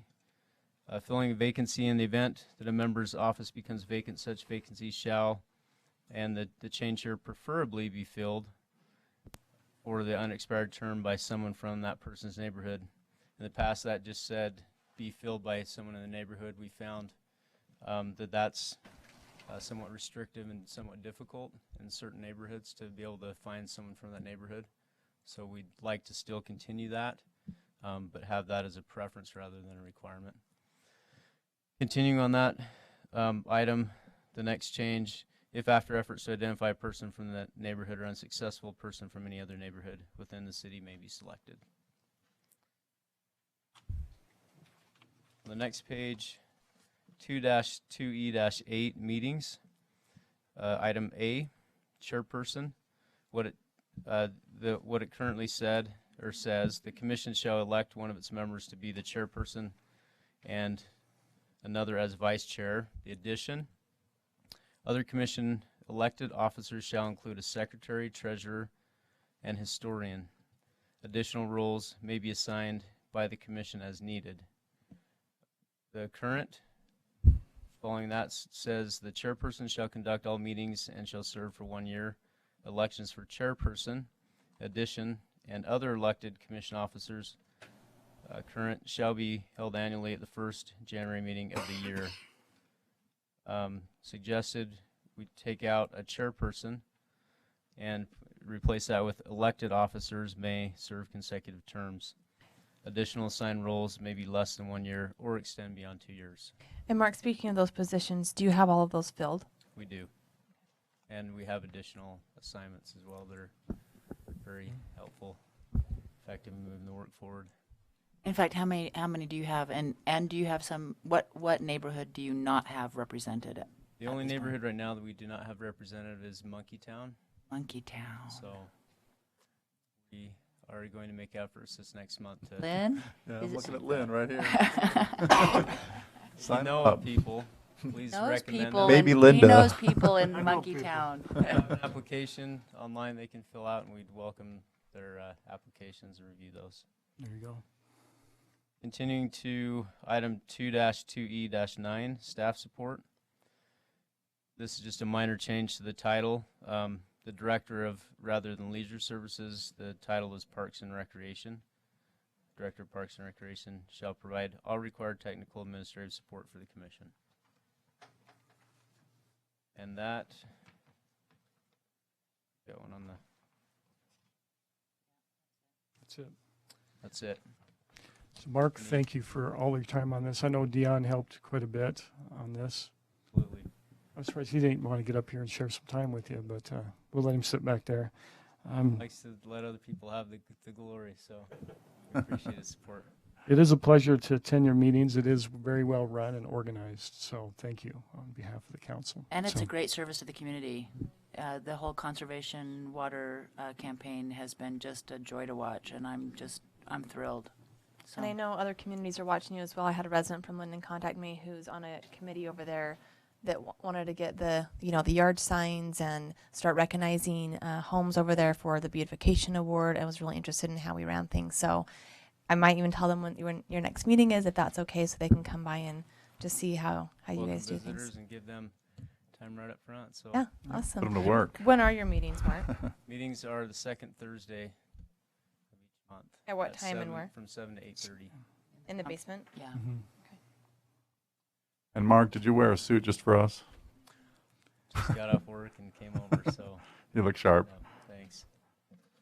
Any other questions for Mark? On 2-2E-6C, where you say, you express a preference rather than a mandatory requirement for finding someone from the neighborhood.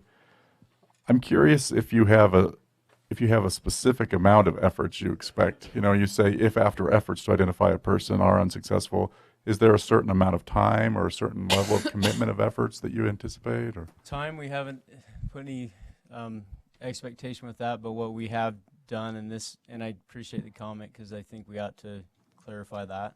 What we've done in the past and leading up to this was to go to our past winners and reach out to those. Now, when I say past winners, I'm talking about our Yard of the Month winners from June, July, and August. And we have at least 4 to 5 years of history with that.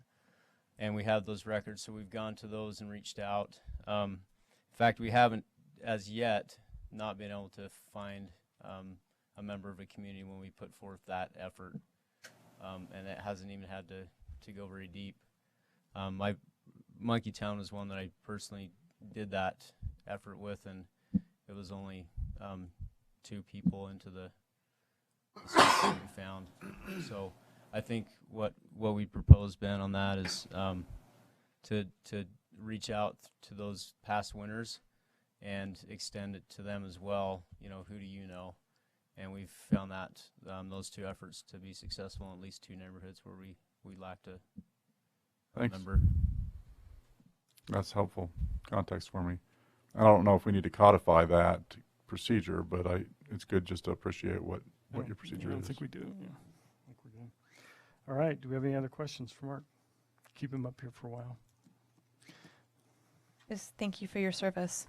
Am I okay ahead to go ahead and make Yeah, a you're motion? good. I adopt ordinance, not just me, I consider for adoption ordinance 2017-31, amending Title 2-2E Beautification Shade Tree Advisory Commission of the Pleasant Grove Municipal Code by implementing a water conservation program, providing an avenue to elect a secretary, treasurer, historian, and other housekeeping changes, and providing for an effective date. And I'll second. Motion by Sid, a second by Ben. Lynn? Yes. Sid? Yes. Eric, yes. Diana? Yes. And Ben? Yes. Passes. Thank you. And I just wanted to put in one plug with the water conservation effort. We have a pledge that can be taken. Our commission members are working through that. Several have done that. We'd invite the city council as well as citizens here to go on to conserve.plgrove.org or beautiful.plgrove.org and take the pledge. There's some bi-monthly drawing that takes place with some nice incentives for taking that pledge, and the greatest benefit is what will take place in your own home with water conservation. I think we can promote that on the website, right? Yeah, Get that'd be that pledge out awesome. there. Okay, item 10C, to consider for adoption a proclamation declaring May 21st, 2017 to May 27th, 2017 as American Red Cross Week. Tina.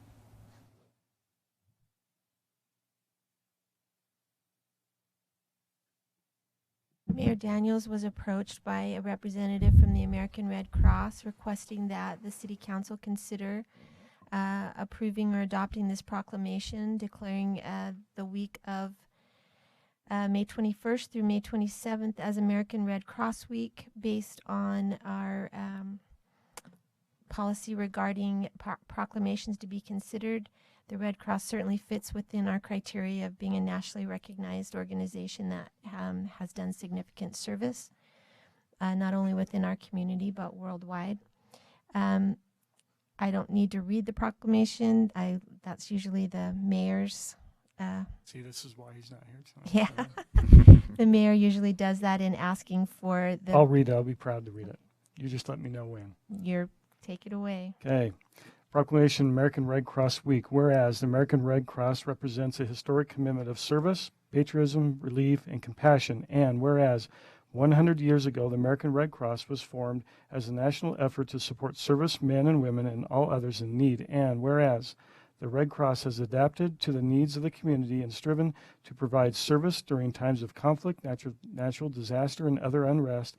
And whereas on May 23, 2017, the American Red Cross in central and southern Utah will be celebrating 100 years of when the chapter was formed. And whereas the Pleasant Grove City would like to join in the 100-year celebration of American Red Cross. Now, therefore, you want me to read my name or Mayor Daniels? Read your name as All Mayor right, Pro Tem. Eric Jensen, do hereby recognize May 21st to the 27th, 2017 as American Red Cross Week and call for this observance to the attention of all of our citizens. And with that, I guess I'll take a motion. I'll make the motion that we adopt the proclamation just read declaring May 21st, 2017 to May 27th, 2017 as American Red Cross Week. Motion by Ben, do we have a second? Second. Second by Sid. All those in favor? Aye. Let's celebrate by giving blood. You first.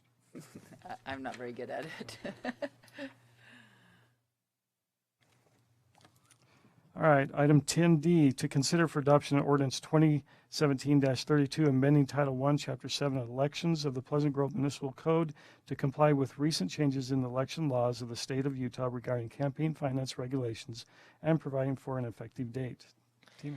Mayor and Council, the purpose of this ordinance is, as it states in the short title, for us to come into compliance with recent changes made in the state election code by the Utah State Legislature in its 2017 legislative session.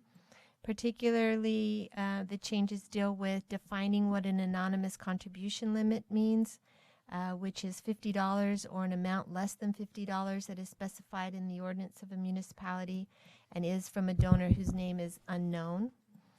The other changes reflected are, sorry, while I scroll down here, clarifies some details on the campaign finance disclosure statements that we have traditionally had candidates file. The new ordinance outlines the requirements that each candidate shall deposit a contribution in a separate campaign account in a financial institution and may not deposit or mingle any campaign contributions received into a personal or business account. And then in a year in which a municipal primary is held, each candidate who will participate in the municipal primary shall file a campaign finance statement with the municipal clerk or recorder no later than 7 days before the primary election. And then a campaign finance statement required under this section is considered filed if it is received in the municipal clerk or recorder's office by 5 p.m. on the date that it's due. Section 17A-3, contents of a campaign finance statements just includes some additional details, which A1, report all of the candidates' itemized and total contributions, including in-kind and other non-monetary contributions, received up to and including 5 days before the campaign finance statement is due, excluding a contribution previously reported. Expenditures made up to and including 5 days before the campaign finance statement is due, excluding an expenditure previously reported. Identify for each contribution the amount, the name of the donor, if known, and for each expenditure the amount of the expenditure and name of the recipient of the expenditure.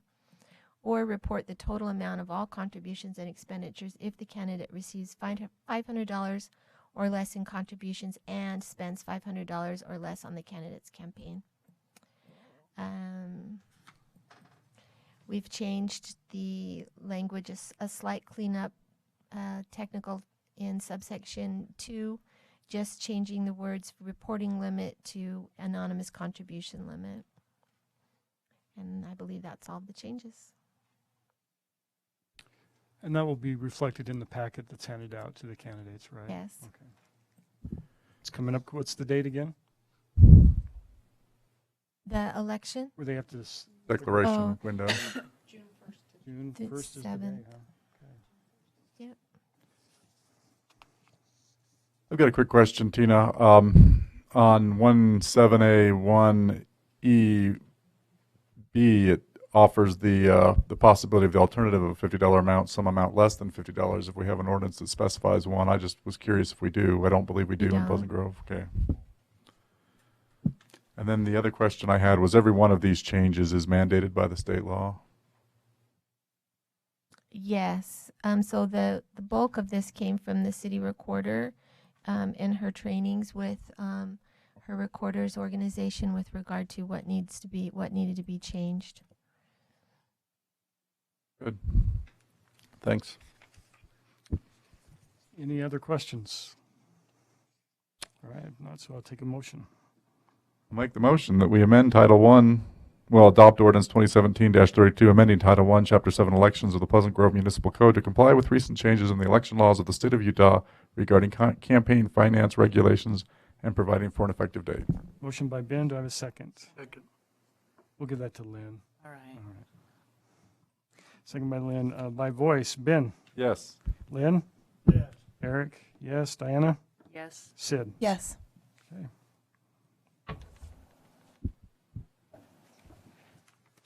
Oh, you must have the last one, huh? I do have the last one.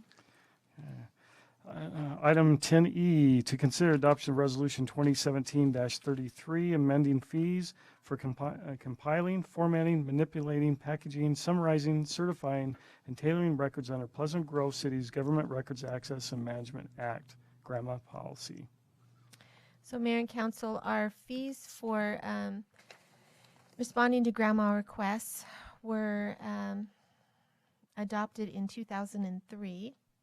And so, as you can see, it's been a long time since we've done anything with them or changed them at all.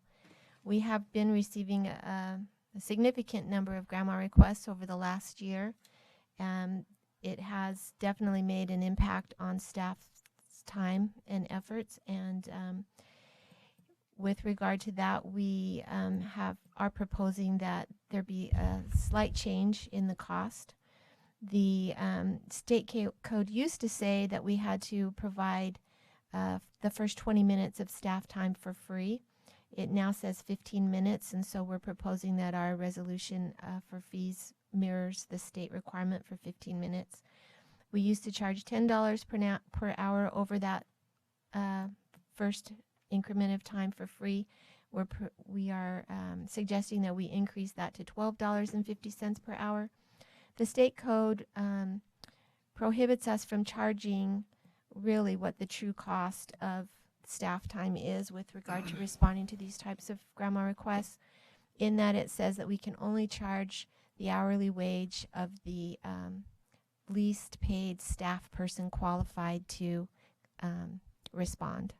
So it doesn't take into account any of the time that Denise, the finance director, spends, or I spend, or Scott spends, or any of the other senior staff spend on compiling the information and making sure that the grandma request is responded to. It simply is going to try to recover a portion of the cost of staff time at the $12.50 an hour. Also, the other change is that the state law does not require the city to create a record. However, we have, and not just us, but other municipalities around the state, have received grandma requests asking us to basically compile information or format information in a way that we don't normally do so in the normal course of business. So the change, and this is pursuant to state law as well, allows us to make charges for providing the record in a different format or compiling a record in a different format than just making a copy of a document that we already have and handing it to them.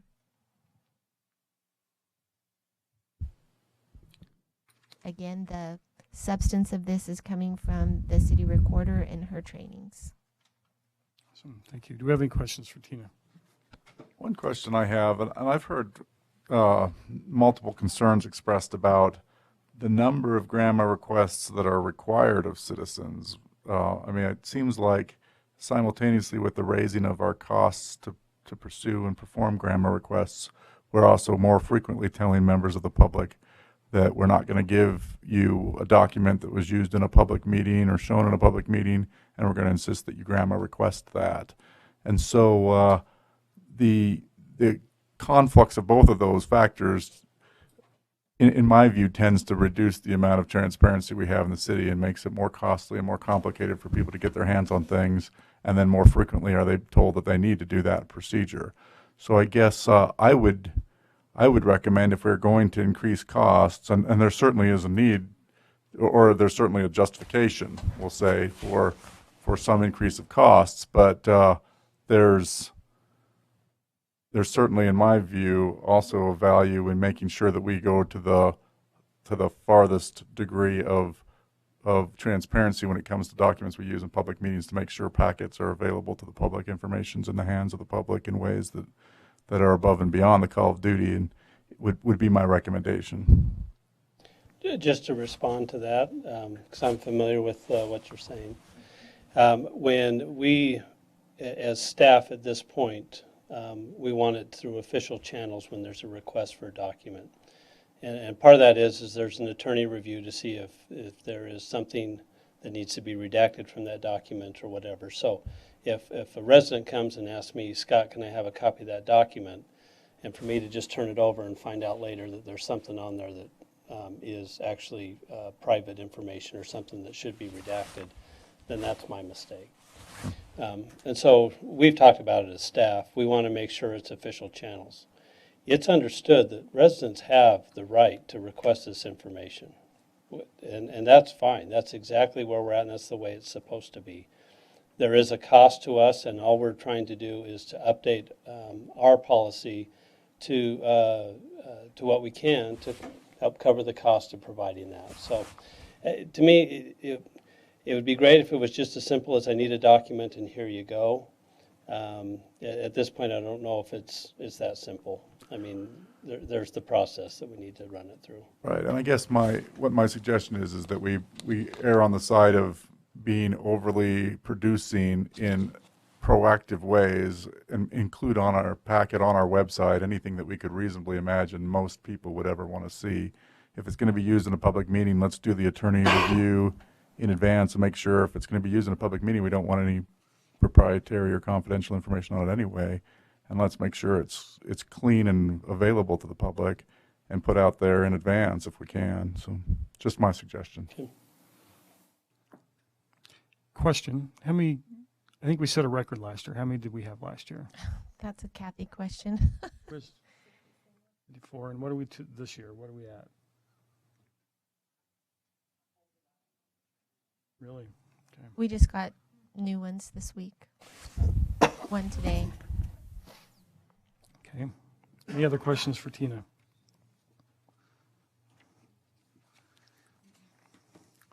Okay, with that, I'll entertain a motion. I've got a quick question, sorry.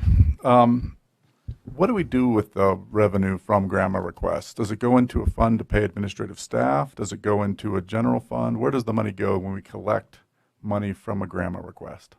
Just, this is a Denise question. I know she's not here, but where does that $5, $500, whatever it is, where does it go? Yeah, so that is a Denise question, and I'm assuming we just have a revenue account, and it might be miscellaneous revenue in our budget, because this isn't a high dollar ticket thing that we would actually have a line item that says $10,000 or whatever.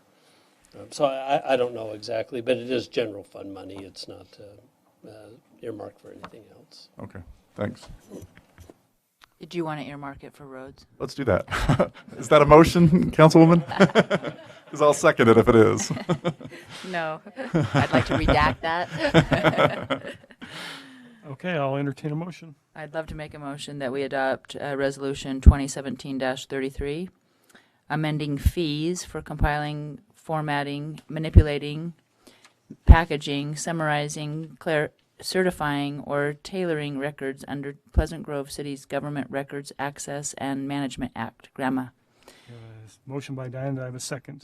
Second. Second by Sid, by voice. Lynn? Yes. Diana? Yes. Ben? Yes. Eric, yes. Sid? Yes. Thank you. Thank you. Motion passes.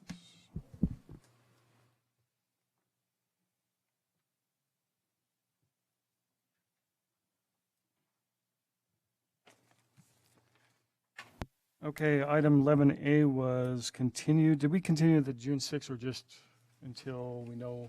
No, we set a date certain to June 6th. That was, I think, the motion when we Yes, I believe adopted so. the budget. Okay. So item 12, review and discussion of the June 6th meeting. It looks like we have. We don't have an agenda right now. Okay. So it looks like. Well, we sort of do because we continued a few items, but Yes. other than that. Looks like I do have a notice of a council meeting of the Pleasant Grove, a joint Pleasant Grove City Council and Planning Commission on May 23rd, 2017. Yeah, so that meeting's been canceled, and we will not be holding a meeting on the 30th either. Initially, we thought we were going to have a planning item that planning item is no longer happening. We so. normally don't have one, so we don't need to issue. No, there's no need to make anything. That's just by way of information. Okay. Did I hear an inaudible hallelujah right there? Okay. All right, 13, neighborhood and staff business. Libby, anything? All right. Going around the room. Ken? Okay, I just wanted to give Daniel a pat on the back for his work and for managing the heavy workload in the Community Development Department while I was gone at the conference. You can ask him about that. Yeah. It was a great conference. Came back with some good ideas for community visioning and how to improve the Community Development Department. And Okay. Thank you. David? Dion? Just mentioned last week during our planting test, Out came and helped us, and they do an amazing job every year, and I forgot to mention that last week. It was a long day, but they did a great job. Yeah, they did. Planted the city in a day, so it was really nice. That's awesome. Thank you. John, I can barely see you. Nothing. No? Okay. Chief? Sherry? We had a nice event, which you all know because you were all there. And when we looked at the people counter on our security gates, just for the upper level, we don't have one for downstairs, hooked up at least.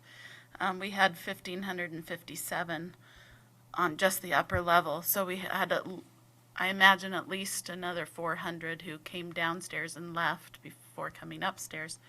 So we had a lot of people there. It was kind of crazy. So if we do it again, we'll probably need to do it over 2 nights or have tickets or something like that, because we can't grow any more than that and still not be kicked out by the fire department. So yeah, thank you. It's exciting. We've got some good things ahead for the library. Yes, we do. Scott? Tina and I will be meeting with the Historic Commission this Thursday. There were some concerns brought up, I don't know if it was last week or a couple weeks ago, regarding what their role is and what our code says as far as what their role is. So we've reviewed that. We'll meet with them and go over that with them and make sure there's an understanding about what their role is as far as the commission's concerned. We also met, this was me, Tina, Chief Smith, and Dion, to discuss the archery, the bow and arrow, shooting a bow and arrow in city limits. As we reviewed it as staff, our recommendation is not to change our ordinance and to keep that intact, mainly just on a safety reason.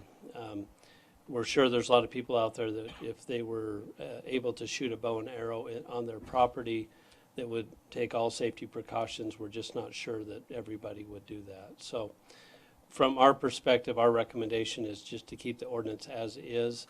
If the council would want further exploration or further discussion, that's up to you. That was just our initial look at it and our initial recommendation. Thank you. A quick question on that. Does our ordinance allow for toy bows and like low? It actually does, yeah. Okay. How's it? What's the language? Do you remember from that I discussion? think it exempts out toys. Okay. Exempts out toys, and it lists like guns and.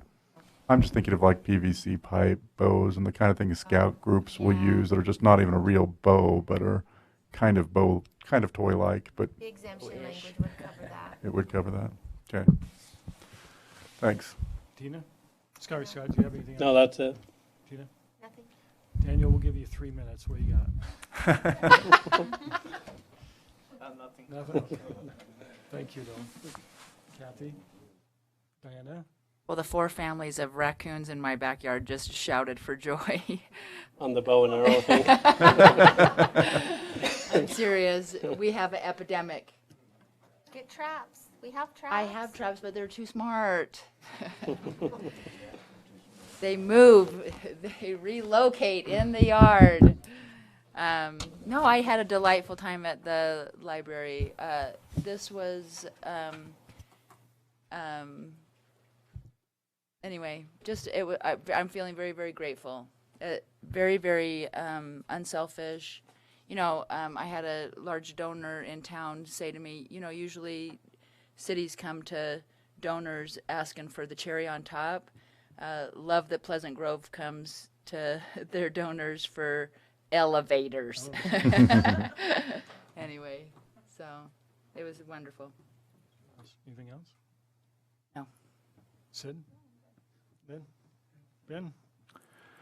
This Thursday I'll be up in Salt Lake at the Utah Taxpayer Association's conference, so that should hopefully be productive information that they're going to provide this year at that conference. And on the topic of Test Out and the good work that they did in our neighborhood, next week we don't have a council meeting, so I can't announce this then, but the next week Rotary Club meeting on Thursday of next week at Chubby's, Noel Viejo will be our featured speaker, and that would be a meeting worth attending for those that are interested in the city. Thank you. Anything else? No. I'll echo what Diana said about the library. It's a great opportunity. I think it was tremendous from a developer to step up and show that he truly cares about the community and what's going on in the children and the children's wing. And so that is exciting. And I was driving in today. I'm not surprised because, you know, I do work for a library, and I see the number up on the billboard of how many people go to our library. And I think you have a number of 15,000 a month, which is impressive.